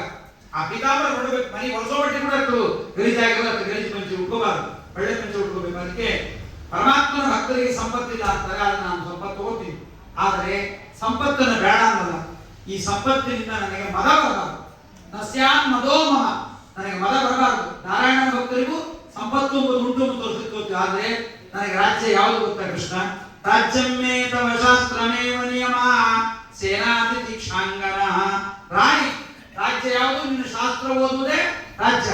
ಸುಧಾವ ಪಠಣೀಯ ವಸುಧಾವ ಪಾಲನೀಯ. ನಿನ್ನ ರಾಜ್ಯ ಯಾವುದು? ರಾಜ್ಯ ಅಂದ್ರೆ ಪರಮ ಶ್ರೇಷ್ಠವಾದ ಪರಮ ಮಂಗಳವಾದ ನಿನ್ನ ಗ್ರಂಥಗಳನ್ನು ಅಧ್ಯಯನ ಮಾಡುವುದೇ ರಾಜ್ಯ. ಇನ್ನು ಹೆಂಡತಿ ಯಾರಪ್ಪ ಅಂದ್ರೆ ತಿತೀಕ್ಷ. ಸುಖ ದುಃಖಗಳು ನನ್ನ ಹೆಂಡತಿಯ ಮೇಲೆ ಪರಿಣಾಮ ಬೀರದೆ ಇರತಕ್ಕಂಥವಳೆ ನನಗೆ ಹೆಂಡತಿ.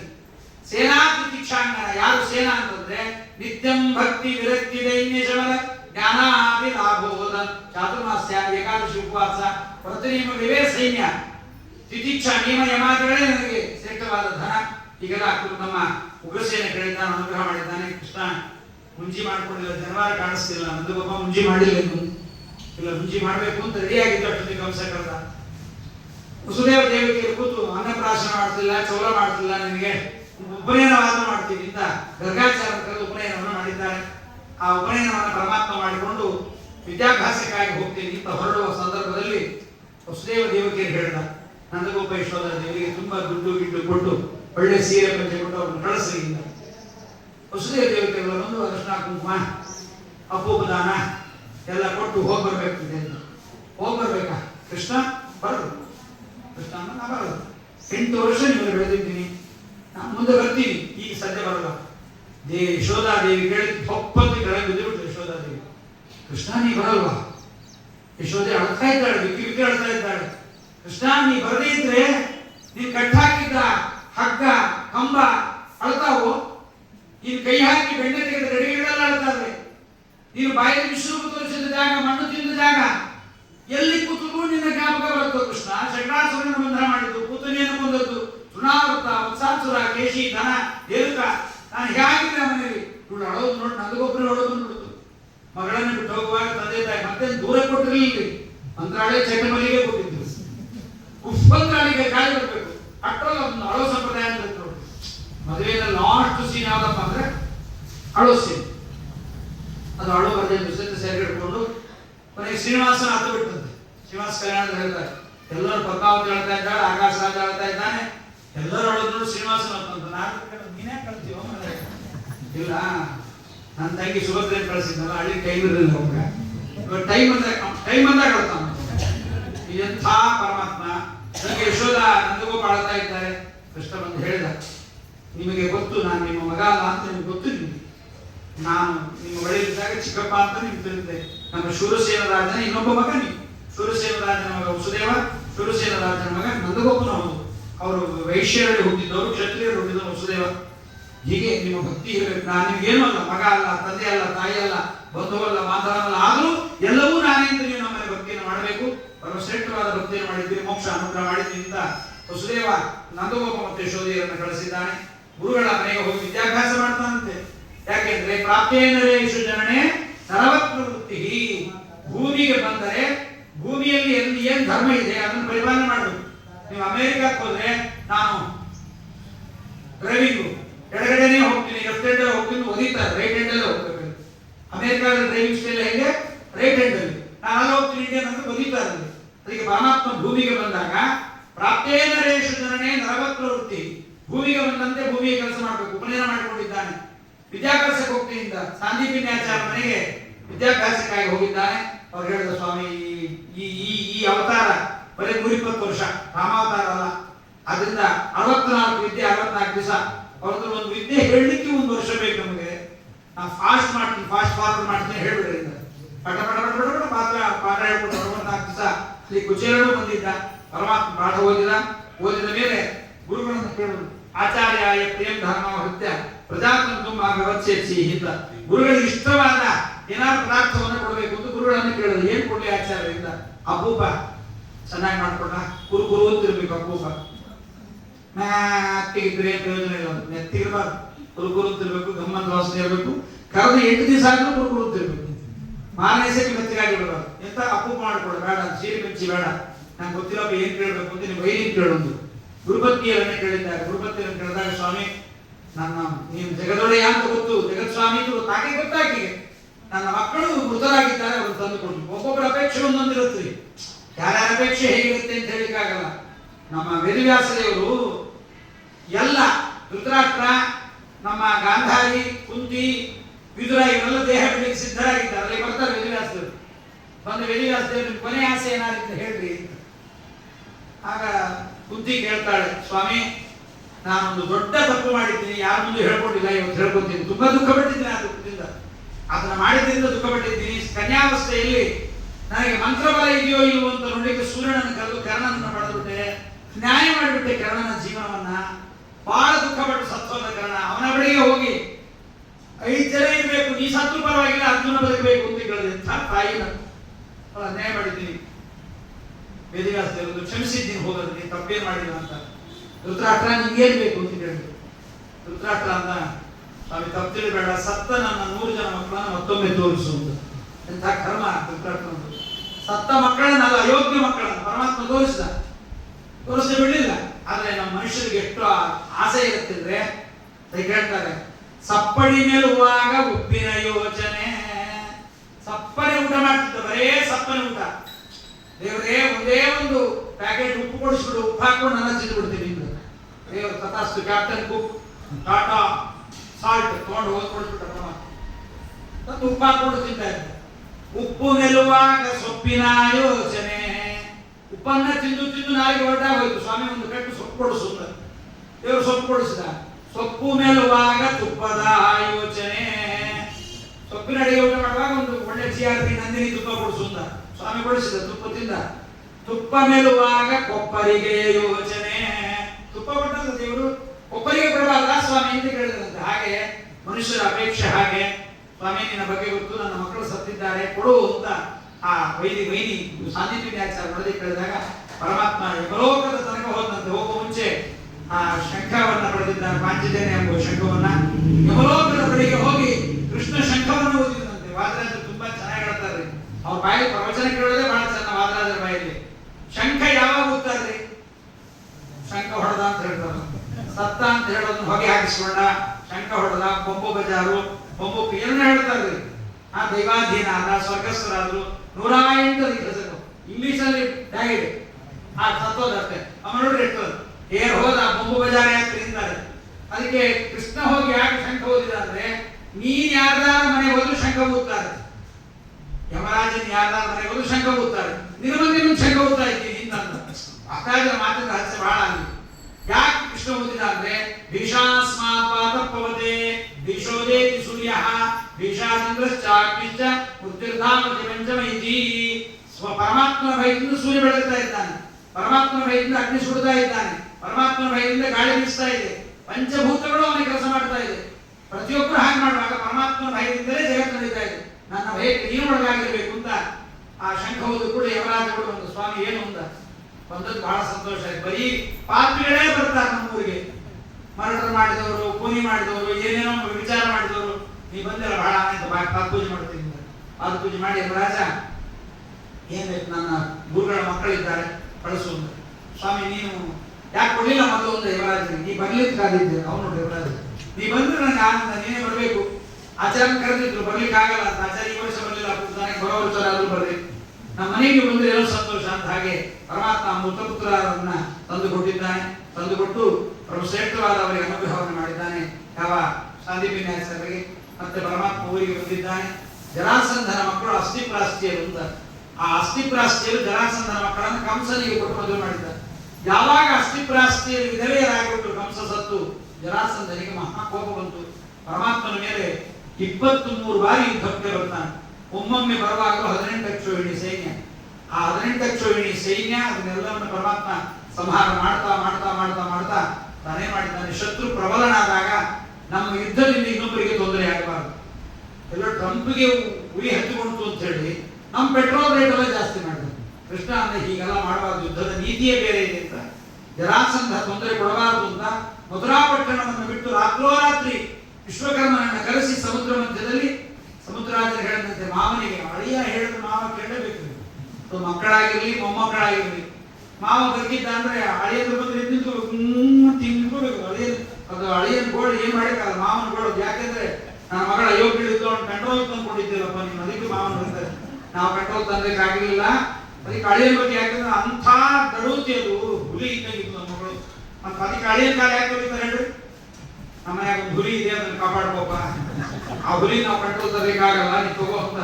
ಅದಕ್ಕೆ ಮಾವ ಮುದುಕನಾಗಿದ್ದು ಸಹಿತ ನಡ್ಕೋತ ಎಷ್ಟೇ ವರ್ಷ ಆಗಿರ್ಲಿ, ಅದು ಮಗಳ ಮಗ ಅಂದ್ರೆ ಎಷ್ಟು ವರ್ಷ ಆದ್ರೂ ಹಾಗೆ ಬಂದ್ಬಿಟ್ಟಿರುತ್ತೆ. ಹಾಗಾಗಿ ನಮ್ಮ ಪರಮಾತ್ಮ ಪರಮ ಶ್ರೇಷ್ಠವಾಗಿರ್ತಕ್ಕಂತಹ ನೀತಿಯನ್ನು ತೋರಿಸ್ತಾನೆ. ಶತ್ರು ಪ್ರಬಲವಾಗಿದ್ದಲ್ಲಿ ಇರಬಾರದು ಅಂತ ಹೇಳಿ ಪರಮಾತ್ಮ ದ್ವಾರಕಾನಗರದ ನಿರ್ಮಾಣವನ್ನು ಮಾಡಿ ದ್ವಾರಕಾನಗರದಲ್ಲಿ ವಾಸವಾಗಿದ್ದ. ಕೃಷ್ಣ ದ್ವಾರಕಾನಗರದಲ್ಲಿದ್ದಾಗ ಮುಂದೇನೇನು ಕೆಲಸ ಆಯಿತು, ಹೇಗೆ ರುಕ್ಮಿಣಿಯ ವಿವಾಹವಾಯಿತು, ಮುಂದೇನೇನು ಕೆಲಸಗಳಾಯಿತು, ಪರಮಾತ್ಮ ಹೇಗೆ ಮಕ್ಕಳನ್ನು ಪಡೆದ ಅನ್ನೋದನ್ನೆಲ್ಲ ಹರಿವಂಶದಲ್ಲಿ ಏನ್ ಹೇಳ್ತಾರೆ ಅನ್ನೋದು ನಾಳೆ ದಿವಸ ಬೆಳಗ್ಗೆ 10 ಗಂಟೆಗೆ ನಿರೂಪಣೆ ಮಾಡ್ತಾರೆ. ಶ್ರೀಕೃಷ್ಣ